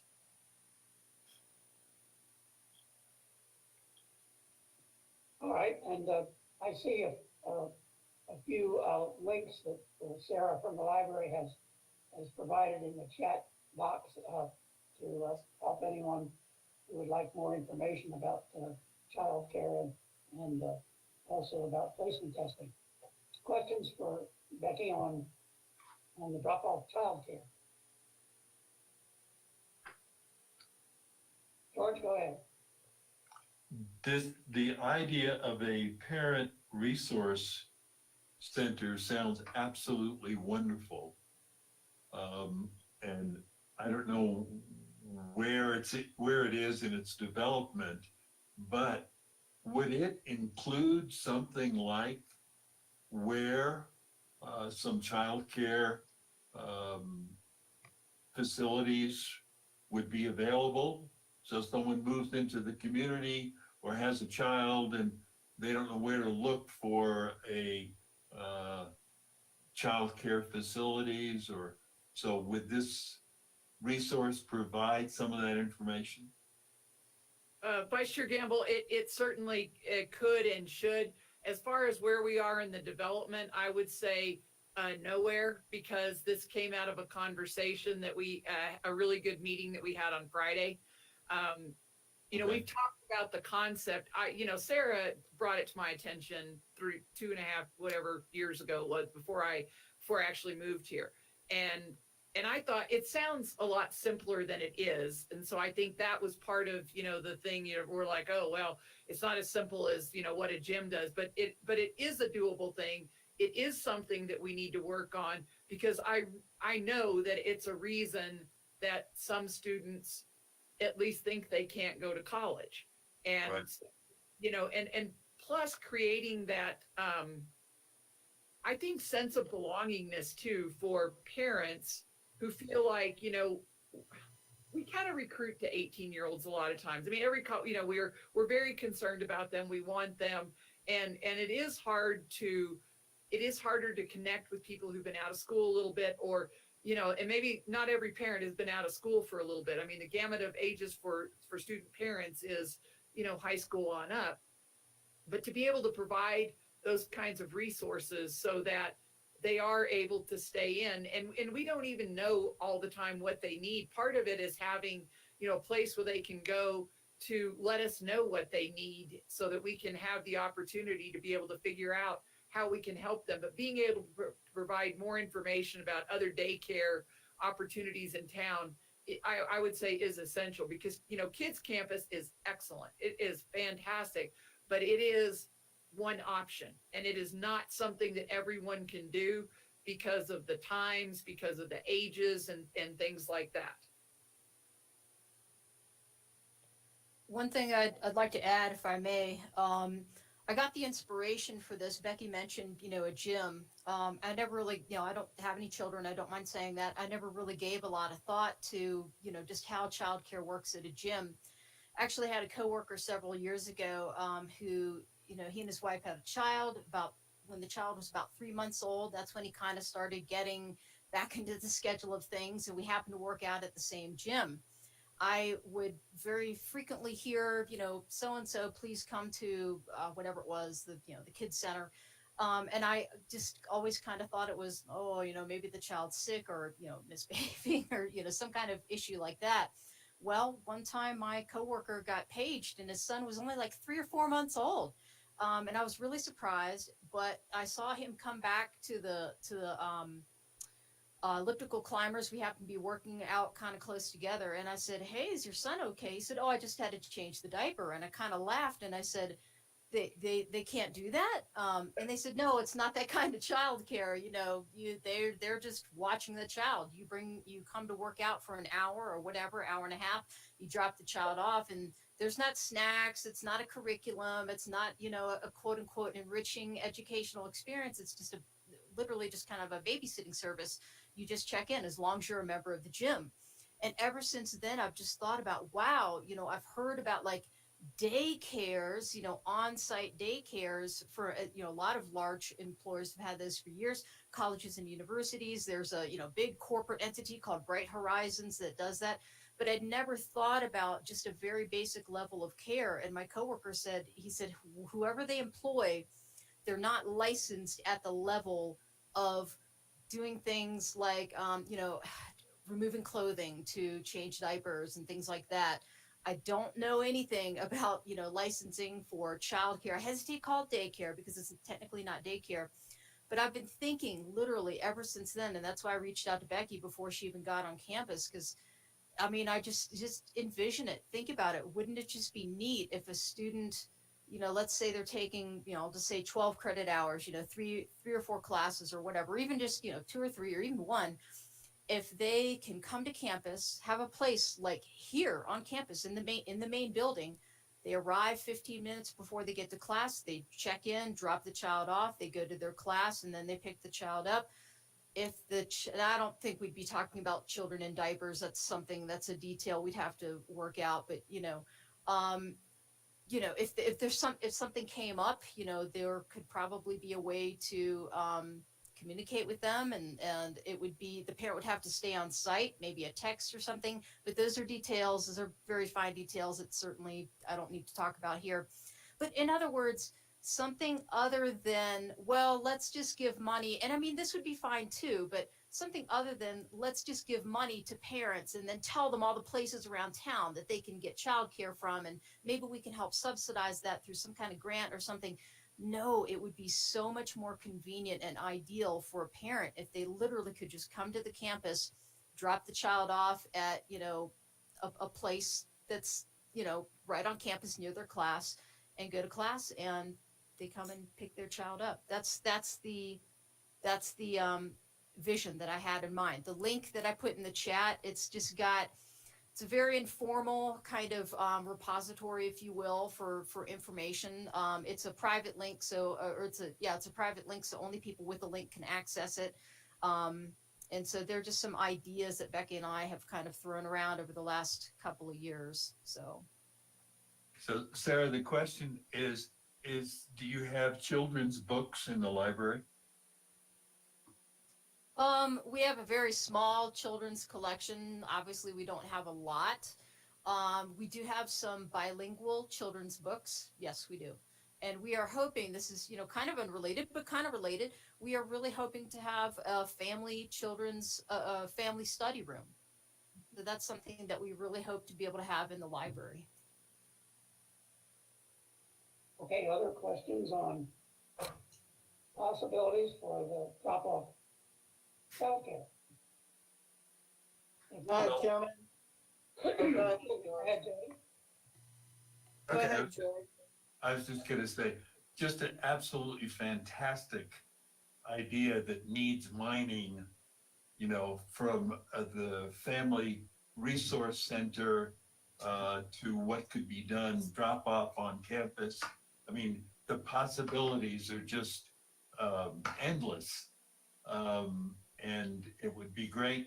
And I think important that it could also be started in a very simple fashion without being so elaborate. You wouldn't have to have physicians available, pediatricians available. Right. The gyms don't. I mean, mom or dad just goes to the gym and drops the child off. And it would seem to me worthwhile to really think about starting something very, very simple, and then just gradually expanding it as possible. You know, you could even say only kids, if, for example, just pick something out since Sarah spoke about the library, you could say if you have kids between the ages of 4 and 14, you can drop them off at the library. Well, Okay, Jody, I think you were up next. Excuse me, Sarah, we really need to move Sure. forward on the agenda. Go ahead, Jody. Well, I just also wanted to express my support for this. I mean, I think one of the first steps is establishing the need, and not that we don't have a need. It's just how big is that need, right? How many single parents do we have? What kind of what our potential options are? But I would fully support a task force or a panel or somebody to look into this further. I agree. This is a great idea. Thank you, Jody. Linda, you had a comment or question? No, I just wanted to say, I think it's the right direction to go. Okay. I think we got unanimity on that. And I will say, Mr. Chair, that I will be talking to Lynn before we move forward about liability before we do anything. Sure. Let's move to the next bullet on our agenda. Excuse me. With regard to initiatives pertaining to tuition and fees. About 2 budget cycles ago, the college raised our tuition and fees by about 22%. Now, only $1 of that was a raise in tuition. The balance of it was raises in fees. And this was, of course, during the onset of the pandemic and the financial emergency that we had, and was a wise decision, and the board approved it unanimously. At this point, I wonder if there's other options for dealing with those fees that might assist prospective students other than, Pell Grants and opportunity scholarships. And we, of course, raised those fees knowing that, we were still similar to other colleges in the area. But other colleges, community colleges in New Mexico, are having enrollment problems also. So I don't know if that was necessarily the rationale to make that increase. But nonetheless, I feel that tuition and particularly fees should be an object of discussion right now, and one that should be looked at by the administration. Becky, your comments. Thank you, Mr. Chair. I think that anything that we can do to help our students with the cost of going to college is really important. I think that, we do have tremendous opportunities in front of us right now, especially with the potential for the expansion of the Opportunity Scholarship.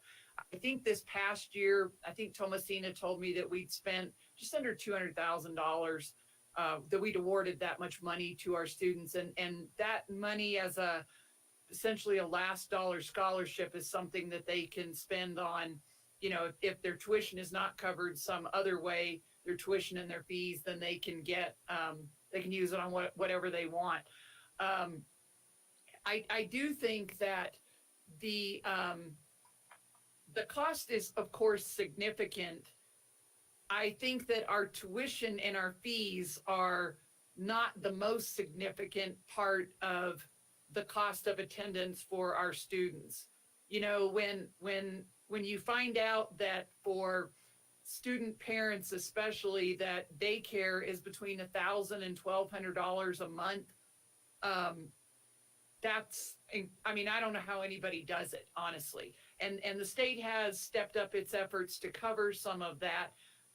But I think that any kind of actual reduction of our tuition and fees right now, first of all, I think to really have any significant impact in students, it would have to be a really dramatic decrease for them to really say, oh, wow, look at how cheap that is. I should go to school there. I think that if we rolled back what we did, that they wouldn't even notice that, but we would certainly notice a reduction in revenue because, when we did that, our tuition revenue was already down before the pandemic. Pandemic just made it that much worse. And so, what we've got basically assisting us right now is continuing ed and contract training, who have been moving their revenue up, and instead of it being flatlined or decreased. So that would be my caution. I don't know if Nick might have something that he wants to add to that, or I would be happy to try to answer any specific questions you might have about this idea. Any I have a comments or questions? Question. Linda, go ahead. So what percentage of our students have lottery scholarship, opportunity scholarship, Pell grants? Do we know that percentage? I know it's about 30% of them have Pell grants, but as far as the other grants too, I don't know if Thomasina or Yash has a better handle on what that number is. Hi, good afternoon. Can you hear me okay? I'm having problems on my side. I hope I'm coming through clearly. Good afternoon, board members and Member Siegel. Thank you for asking that question. Unfortunately, the numbers of students in general across the nation who have been receiving federal financial assistance has been declining at a significant rate, due in part to lower enrollments, COVID, just a number of other reasons that we're looking at. At SFCC, we have just slightly declined, as well as a number of students who have been dispersed, but the amount has increased as to what they have received, our students have received. And that's in part to institutional scholarships. Lottery scholarship, of course, as you all know, has increased the dollar amount that has been awarded to students, as well as to the opportunity scholarship. I can get you an exact percentage amount right now, but what I do know is that we have slightly declined this academic year as compared to years past. Thank you, Thomasina, but I think it's really relevant if 10% are getting lottery and 20% are getting opportunity and 30% are getting Pell, somebody else is paying their tuition. Right. And so, and how many people, what percentage of our students are actually paying their own tuition? Of course, we have to throw in the foundation's contribution and all that. So I think it's relevant to this conversation, because if a large percentage of students have their tuition paid by somebody else, lowering the tuition and the fees, it doesn't help the student because somebody else is paying for it. So that's my question in our assessing this issue. Mr. Chair, Board Member Siegel, one thing I might add too is that I think that we have to be careful that we're looking to at the number of students that really, as Board Member Siegel says, are paying their own tuition. But that is a very defined subset for us, because we have 800 or 900, 700, depending upon the semester headcount, in dual credit students. They're not eligible for any, we have to take them out of the equation of our total students. And then we have 20 to 25% of our students who are taking advantage of the very reduced tuition rate for students 65 and over. And so the subset of students that we're really talking about is significantly less than our overall number of students. We're talking, probably more like 2,500 students. So when you're looking at that number and looking at how many of them are actually qualifying for Pell or opportunity or even lottery if they're coming right out of high school, it's quite high. Well, I think that one addition I would make there is that why I was focusing on fees, because it is true that our tuition rate for 65 and older is set by the legislature, but the fees rate is not. And the fees we can charge and do charge, whatever the board will approve. And let me make a correction to my initial statement. That wasn't passed unanimously by the board. There was one dissenting board member, which is yours truly, regarding the increase in tuition and fees. But getting back to Linda's question or comment, I think that's important because it's that subset of students who do pay the full rate that are more likely not to attend. If you are eligible for these various programs, whether it's Pell or lottery or opportunity, then you have more incentive to attend because you have that assistance. And with the Pell Grant, it's not only tuition and fees, it's with living expenses. So what we're talking about is that subset of students who do pay the full fare, and I think those we could attract more of by considering some fee reduction or some fee incentive program. I don't know what that would be, but if we give $250 incentives to people to take COVID shots, there certainly can be some other thought to incentives that would reduce fees for enrollment. Other thoughts and questions on fees and tuition? Mr. Chair, this is Nick. Go ahead, Nick. Hi. I did want to just point out that on this one, the devil is definitely in the details. And one thing that I just want to point out is we do have students that pay out-of-state tuition. And so those out-of-state students, you'd have to consider whether or not they would apply to this, decrease in tuition and fee, and to have an out-of-state student pay, half of what they're paying now or zero is a good question because, those aren't our local county kind of folks that are contributing towards this. So that's one thing. The other issue on price and demand for education is actually a really interesting economic kind of theory, concept and idea.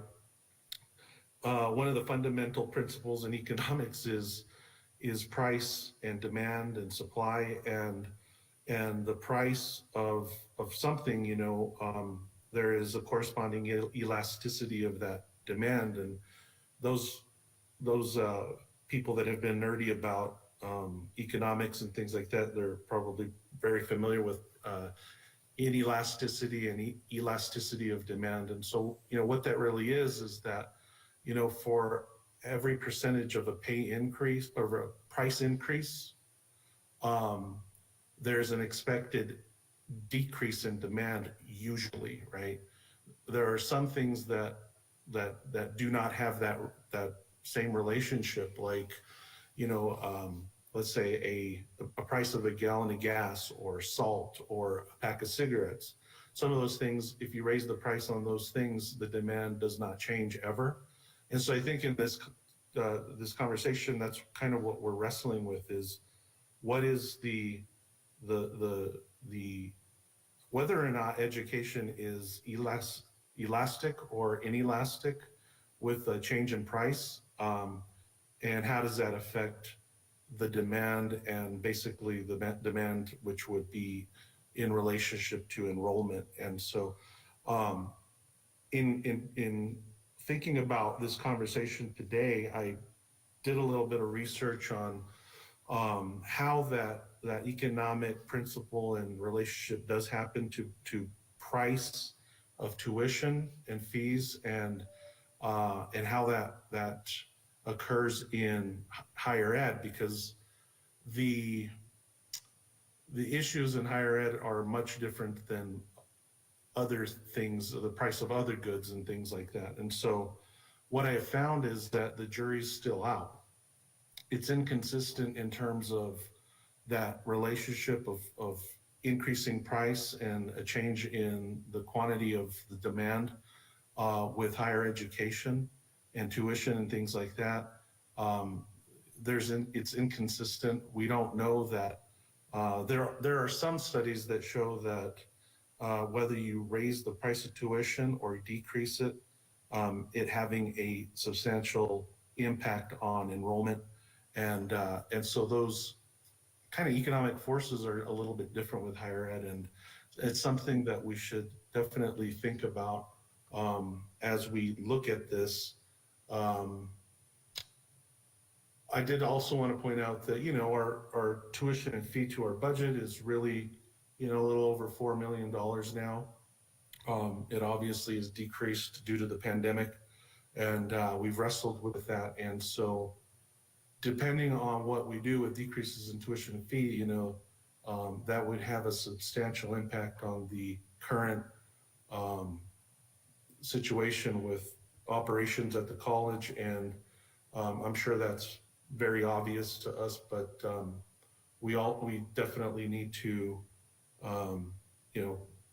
add that into our conversation.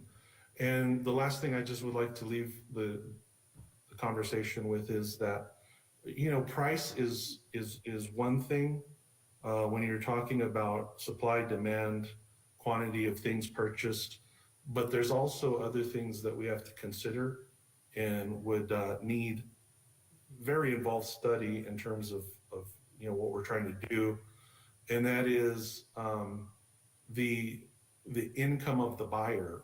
That the income of the buyer and the income of a student wanting to attend school is also another element of this relationship on what happens when you do decrease cost of tuition and other things that economists think about in terms of this subject are the prices of the substitutes and complements, what other institutions are doing, tastes and preferences, and also one thing that's really important is the expectations of the future for that particular person. So it's a very complicated thing, and so just wanted to share what I found with the board and the group to hopefully add to the conversation as to what we end up doing in the future.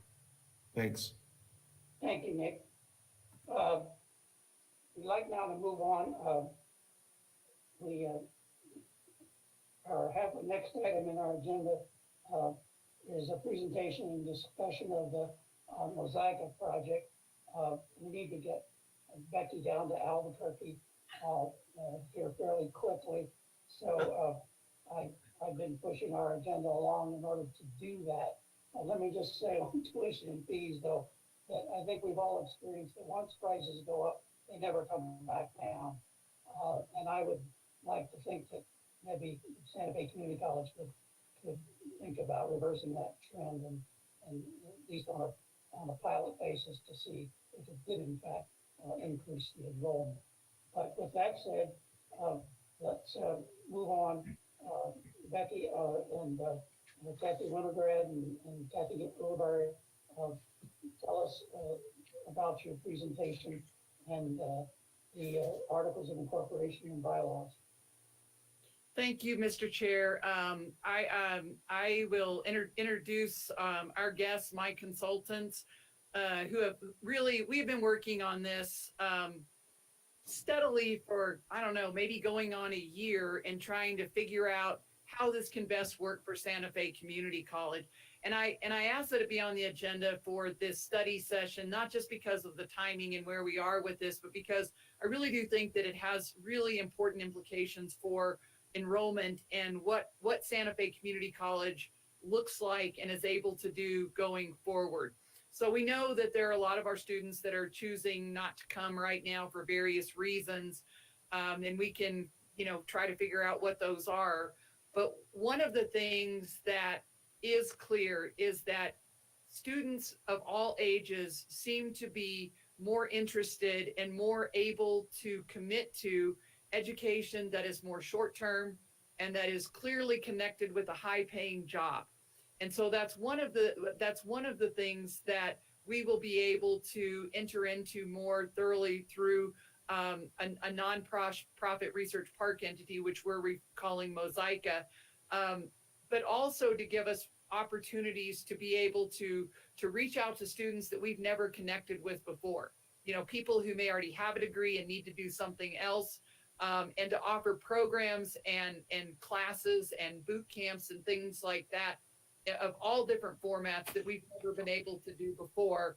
And in the environment that we're in now, being able to be flexible, being able to anticipate what the next change in education is going to be on the horizon is really pretty critical, and creating this entity will give us that kind of flexibility. So with that, I want to introduce Kathy Ulibarri, who is the Executive Director of the New Mexico Independent Community College Association, and Kathy Winograd, who was formerly president of CNM. And the two of them have developed an entity like this in their previous careers that is a model organization for the state. So that's why I chose to work with them. Plus, they would agree to work with me. So that was another bonus. So I'll turn it over to you two. Actually, Mr. Chairman, President Rowley, if I may, I'm going to share my screen.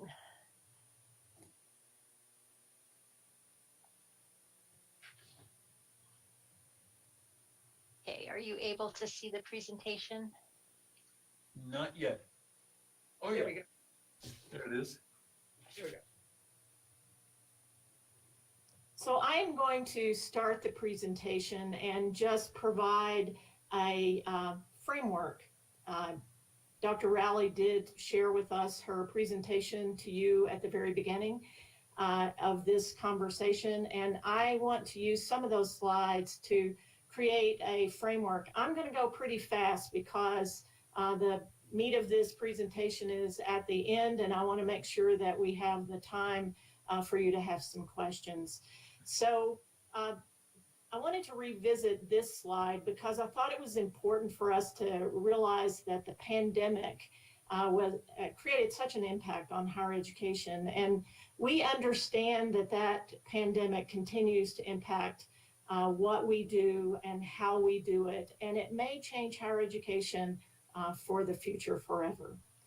The next slide actually creates a reminder of how proactive your discussions at Santa Fe Community College have been about the future, what the future looks like for your students in your community at your college, and how important that is, and that each one of the areas that were listed on this slide before are items that need to be focused on as you move forward.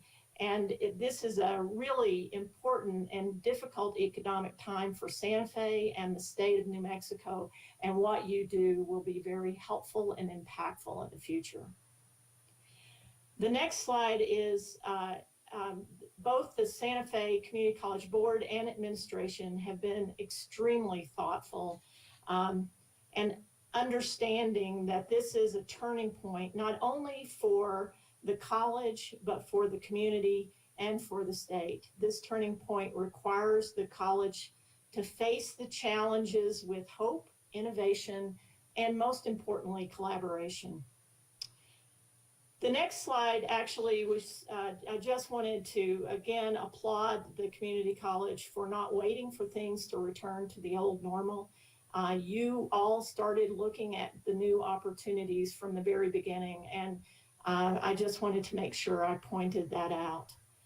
The next chart was actually really impactful as well because it allowed us to really continue to talk to Becky about her desire to build on the strengths of Santa Fe Community College, to make sure that what you were doing in moving forward with any new idea was taking into consideration what the college has done to impact the community over so many years. The next slide is, for me, an incredibly important slide because since retiring as president, I have continued to serve as a coach to community colleges throughout the country through the Aspen Institute. Most colleges and universities I am familiar with are waiting for things to return to normal. However, a few are unique and stand out, and Santa Fe is one of those colleges that is using a healthy dose of information and inspiration to imagine a new future. Together, the board and the administration are moving forward in powerful ways to focus on students, faculty, and staff, and you deserve a great deal of praise for your actions to make sure that Santa Fe not only is going to survive, but that you will thrive. I compliment you on your vision and actions for the future. The next slide moves into the proposal, and this consideration of a 501c3 is a magnificent step for the college.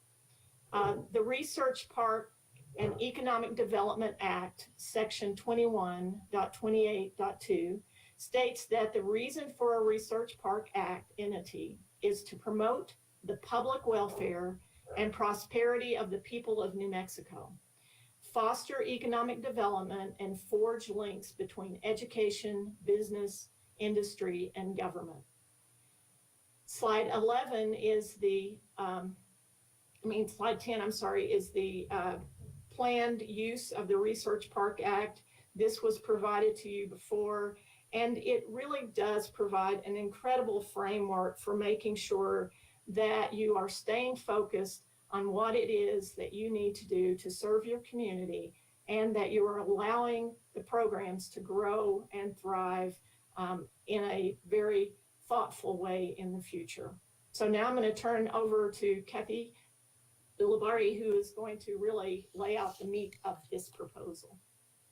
Thank you, Kathy. I'm also known as the other Kathy. So far you've heard about the many recent accomplishments at Santa Fe Community College, how the college has embraced the possibilities of the future, and how the college intends to use the Research Park Act to position itself for a new future. This moment matters for all the college's continuing relevance into the future, for the vibrancy of the community, and most importantly, for the benefit of all Santa Fe Community College students. The next few slides will take you through the details of how Santa Fe Community College can move from vision to action in forming Mosaica. There are 3 key documents required to form a research park entity in our state. Like any New Mexico nonprofit, Mosaica will need to have articles of incorporation and bylaws. But unlike other nonprofits, research park entities must also have a detailed memorandum of agreement that defines the relationship between the entity and the college. We'll walk through some of the details about those 3 documents now. The Articles of Incorporation serve as the legal document necessary to form Mosaica. In the draft you received, Santa Fe Community College Vice President Nick Tellez will serve as the registered agent, and founding board members will include President Rowley, Mr. Tellez, and Lillian Montoya. The articles specify that this will be a research park entity and that it will be nonprofit and tax exempt. Members of the Mosaica Board of Directors will not share in any earnings from Mosaica. Your legal counsel has already reviewed this document. Upon approval by you, the Santa Fe Community College Governing Board, the articles will be filed with the New Mexico Secretary of State's office, and upon approval by the Secretary of State, Mosaica will be formed. Next, the Mosaica bylaws are to be approved. The bylaws that have been shared with you are those that will be considered at that first meeting of the Mosaica board. Key components of the bylaws include definition of standing committees, indemnification language, definition of the Mosaica fiscal year, which will be the same as the college's, the authorization process for the disbursement of funds, with 2 signatures required for the disbursement of $25,000 or more, The bylaws address dispute resolution and operational requirements. They specify that the board shall be between 3 and 15 members appointed by the Santa Fe Community College Board. In fact, it is recommended that a first order of business of the founding board would be to recommend to you, the governing board, additional board members for Mosaica, particularly members from the community that represent the industries that will benefit from Mosaica's work. The bylaws specify that by virtue of their positions, both the Santa Fe Community College president and the Santa Fe Community College vice president for finance will serve on the Mosaica board. The bylaws can be amended by a 2/3 approval of the Mosaica board with notification forthcoming to the Santa Fe Community College governing board.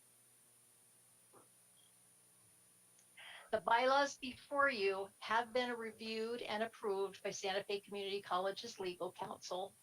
They will be presented to the founding board of Mosaica for approval at an initial meeting to be held shortly after the articles of incorporation are approved by the Secretary of State's office.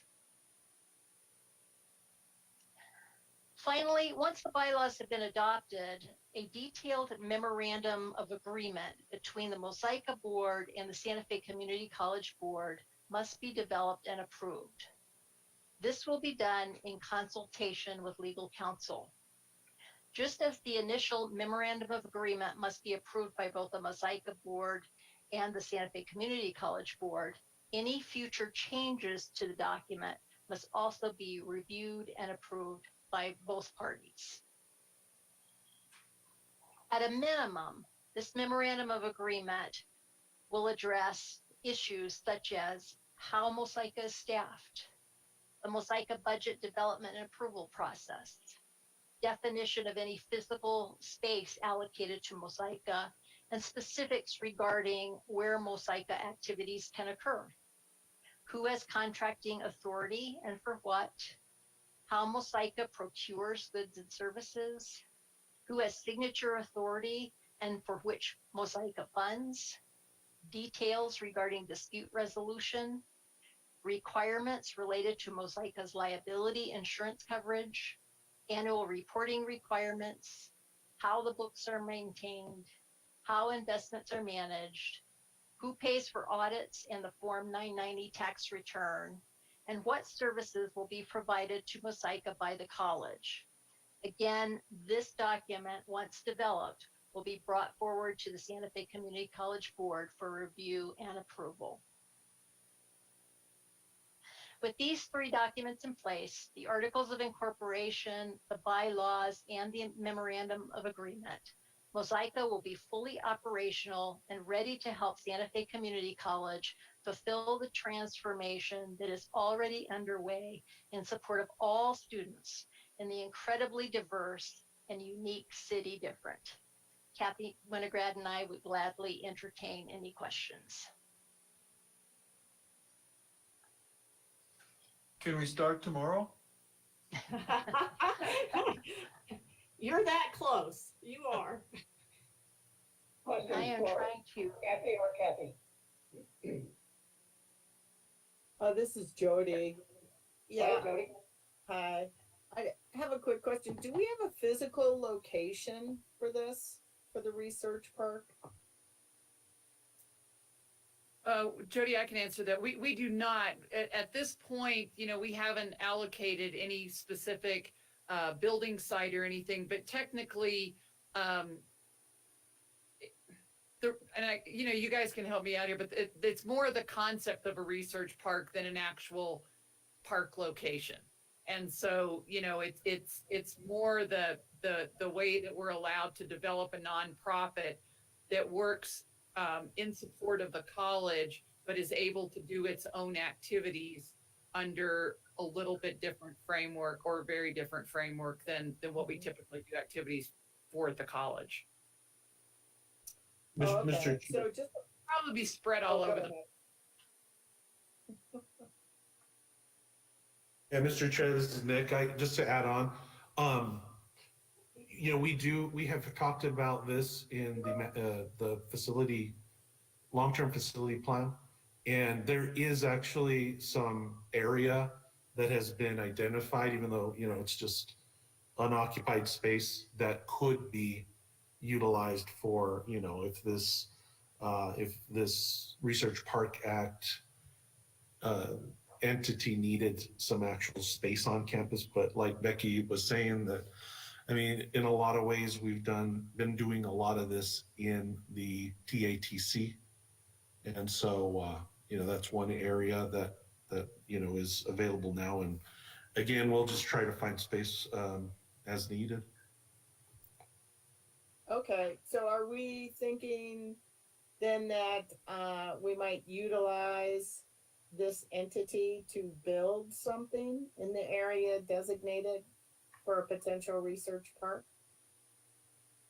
Member Pugh, I don't foresee right now that we would be building anything. It's more a matter of, being able to offer different programs that may or may not be dependent upon a specific location. It also may be a matter of taking programs that we currently have and having them operationalized through the research park entity. So for example, and this is just, speculative at this point, and something that, there've been only preliminary conversations about, but when you look at something like Kids Campus that functions as an auxiliary service on our campus, it may make sense to have that entity as part of Mosaica. It wouldn't affect the physical status of that, but it would give us different parameters for running the programs at Kids Campus that might be beneficial to the overall operation of Santa Fe Community College too. All right, thank you. Oh, go ahead. I would just like to respond from my history with 501c3 at a community college. First of all, the integration of what you're trying to accomplish with the 501c3 and what's happening on your campus is very important. So making a decision about location quickly is not often the best idea, because what you're really trying to do is to build on the strength of your college and try to incorporate a lot of the positive things going on. It will eventually lead to that, I believe. It certainly did at CNM, but in many ways, it really is an attempt to make sure that Santa Fe Community College and the new 501c3 are very intricately involved at the very beginning. All right, thank you. The question I had for either Kathy was, this has been in place in some other colleges and community colleges in New Mexico, and what is it that they are doing that is different or unique, or something that could not have been done by the college proper itself? Kathy, why don't you go ahead and start, and I'll do.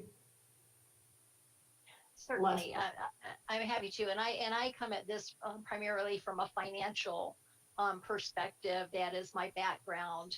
As a nonprofit, the entity has a lot of flexibilities that a governmental entity would not.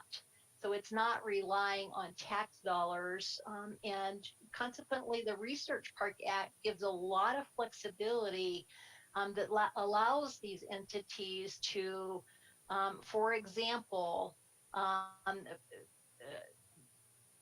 step outside of the requirements of the state procurement code and some of the limitations there. There's certainly flexibility in the way you hire employees, how you define job descriptions that wouldn't exist in a college structure. And it just has a lot of the flexibilities that more like a private business than a governmental entity. And so I'll address the programmatic piece. Programmatically, what it allows you to do is to set up a program very quickly, create an opportunity to respond to a community need, provide an opportunity to stop as quickly as you started. So you are able to, I'll give an example. The problem with truck drivers was an issue in the state of New Mexico. We were able to start a program at our Ingenuity, which is the 501c3 at CNM, it created a program where a student could actually get a truck driving certificate in less than 3 months, rather than having to take an entire year worth of programs. And we were able to stand it up very quickly, make adjustments to it as needed. And we are also set up in a way that we can stop that program just as soon as it becomes not necessary for our community. We did the same with a lot of tech programs. So programmatically, it's just a totally different way of thinking than we think of in higher education today. It responds to the kinds of problems that we have with people wanting people quickly. People need staff quickly in a restaurant. They can come to us. We can set up a program within 2 weeks and get it going and get people in the workforce very quickly. One follow-up question. Where do you get the money to operate this research park? So the Research Park Act actually allows the college to provide the startup funding for these types of entities. There's certainly a lot of private support available as well. And then most of the programs that are offered through a Research Park entity are self-supporting or close to self-supporting. Let me just give an age you anticipate Santa Fe Community College will have to put forward for this. We have not done the analysis of that yet. It depends in large part on the specific programs that Santa Fe Community College wants to stand up. If Santa Fe Community College is moving portions of existing programs to the entity, any additional cost would be very minimal. You also are opening yourself up to opportunities like a company wanting to train individuals in cybersecurity. Therefore, the company pays for the students to go through that program in ways that they are not willing to do if the student is going to be in a program for 2 years. So there were opportunities that we did not even foresee in terms of funding that came through in a collaboration between our business community and our college. Other questions? Linda, did you have a question? No, I thought I saw. No, I'm gung-ho on this. You're gung-ho, okay? Yeah. One gung-ho, and George wants to start tomorrow. Pierre, how about you? Yeah, I had a similar question with the startup funding, which I think you addressed. So that's coming. And then my other question is, and maybe you can't answer this, but in your experience, how long does it take to make that money back, right? So if the institution is putting up this money, how long can we expect before we get it back? Well, I could speak to that at least from CNM's perspective. When we went into this at CNM, we really had the intention of creating new programs, not just bringing over programs from the college. And in doing so, we knew, like with any business startup, there is a period of time until you hit that break-even point. And we had estimated that we would get there in 10 years. We actually achieved that break-even point in 5 years. Okay, thank you. So your term will be up here. There you go. I might run again. Who knows? Linda's term won't be up because Linda is always on the board, so her term won't be up. I will also add that we were actually very surprised because the first 3 years almost made up the entire investment. So the last 2 years got a little slower just because of things that were happening in the community, but we were pleasantly surprised. And we stood this up in the middle of what is commonly termed the Great Recession in New Mexico. So pleasantly surprised. It seemed to me that the the guts of this proposal are the memorandum of agreement, which we don't have in front of us, which really tells what everybody is doing interactively between each other.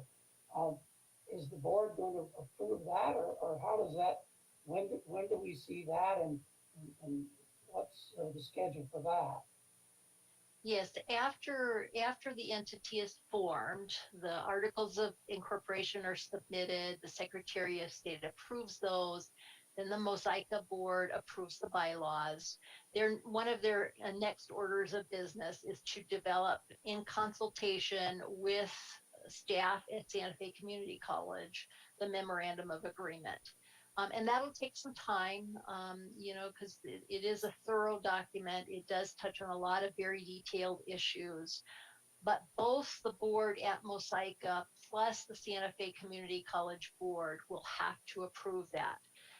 So no transactions for the new entity really can occur until Santa Fe Community College Governing Board gives their blessing that, yes, we agree with these operational arrangements between the two entities.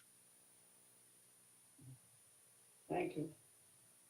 Jody, did you have a question? Yes, I just had two more questions, but hopefully fast. Do other government agencies fund any part of the research park? And then my second question, is there collaboration between the research parks in New Mexico? So I would say there are governmental entities that indirectly fund research park entities. I know the CNM research park entity, CNM Ingenuity, has, for example, gotten contracts with state agencies to provide training. When a state agency needs very quick training, stood up within a couple of weeks in a way that can't happen at the college, yes, through a contract, other state entities have contributed financially to the research park entity. And although I would like there to be more collaboration among the 501c3s, there are limited, and certainly Santa Fe Community College and CNM have an incredible relationship, and I'm sure that there are opportunities that they are already looking at. So collaboration among them. The universities are very specifically focused on higher level research, usually not in a collaborative situation, but ABQID in Albuquerque was a collaboration between the University of New Mexico and CNM and has been very successful. Okay, yeah, I just wonder if there'd also be competition, right, between the research parks for some of this business, whether it's with state government or private entities.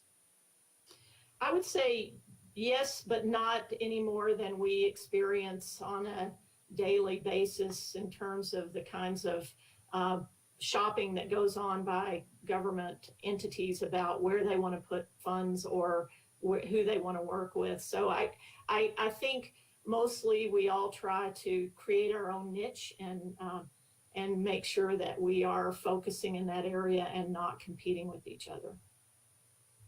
Okay, thank you. Other questions, thoughts, comments? If not, I want to thank you both for sticking with us to the end here and giving us your presentation. We look forward to more detail in December. Let me go around and see if anyone has any final thoughts before we adjourn. George? Anything to add? On Well, anything we talked about today? Let me refine my I comment. can Any start. thoughts on the initiatives to improve enrollment and retention that we discussed today?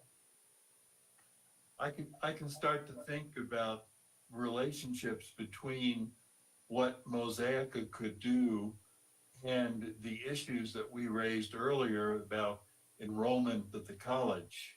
For example, I was thinking about training daycare workers.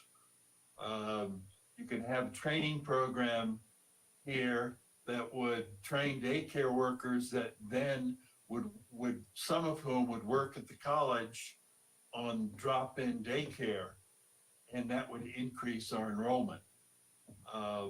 I just see lots of possibilities, and look forward to developing those. I guess one of the other sort of general issues I would comment regarding enrollment is virtually anything that we can do to bring students, potential students, to the college campus is valuable. So if we can bring them for any event, any kind of visit, any kind of tour, I think it's valuable. That serves a valuable purpose. It familiarizes people with the college campus and moves them one step closer to making decisions about coming to the college. Secondly, I would just note that, and I know Becky's ready to jump in her car and take off to Albuquerque, but the state of Tennessee currently has a navigator program for their community colleges, and they hire community people to act as recruiters and counselors throughout the state. And I think it's something that we could think about, reaching out into the community, having people in the community doing, promoting the business of the community college. And it's just something I thought we should know about as we think about sort of increasing enrollment. That's all. Thank you. Jody, final thoughts or ideas on enrollment? Or was that- Yeah. Yes, thank you, Chairman. I think this was a really great work session. There were a lot of great ideas. I agree with Kathy in their last presentation. They had a slide that talked about how we have to stand out as an institution. And I think as we move forward with CHESS and some of these other initiatives, we're really going to have to focus on that, on how we meet the students' needs, what the demand is, and why they would choose us, right? And so to that end, I was especially excited about maybe having potentially daycare for parents when they come to class. So I guess what I would ask is if it might be possible by the next meeting to either have a number or a rough number of how many parents we have or how many single parents, or maybe even defining a path forward to pursue that a little bit. But overall, there were so many great ideas. I'm thrilled we're heading in those directions. And that's it from me. Thanks, Jody. Here, final thoughts or ideas? Enrollment, Zika? No, I'm feeling good about the ideas and how we're moving forward. So thank you all for this work. Good, great to hear. Ms. Siegel? Final thoughts? Enrollment or Mosaica? Yeah, I'm really excited about Mosaica because I think that we can have such flexibility that we don't have as an institution.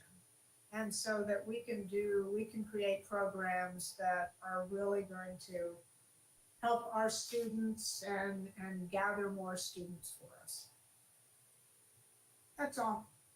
Okay, Dr. Rowley, any final words? I don't think so. I just want to thank everyone who helped us put all this information together, and we will certainly follow up. And next board meeting, we will bring the draft for the Articles of Incorporation to you, hopefully for approval, so that we can file for our nonprofit and move ahead. All right, and thank you, everyone, as Becky said, who put all these ideas together for us to talk about them today. I would just leave with one thought that I've been trying to keep in people's minds, and that is student success. And if it doesn't say student success on it, then we really shouldn't be talking about it right now. We really need to focus on if it satisfies that objective in one form or another, then it's something that we want to pursue in my judgment. All right, with that, we will entertain a motion to adjourn from anyone. Move to adjourn. Second. Seconded by George. Those in favor say aye. Aye. Aye. Good Bye. night. Good luck. Thank you. Keep it Bye-bye. going. Becky, do you need a chauffeur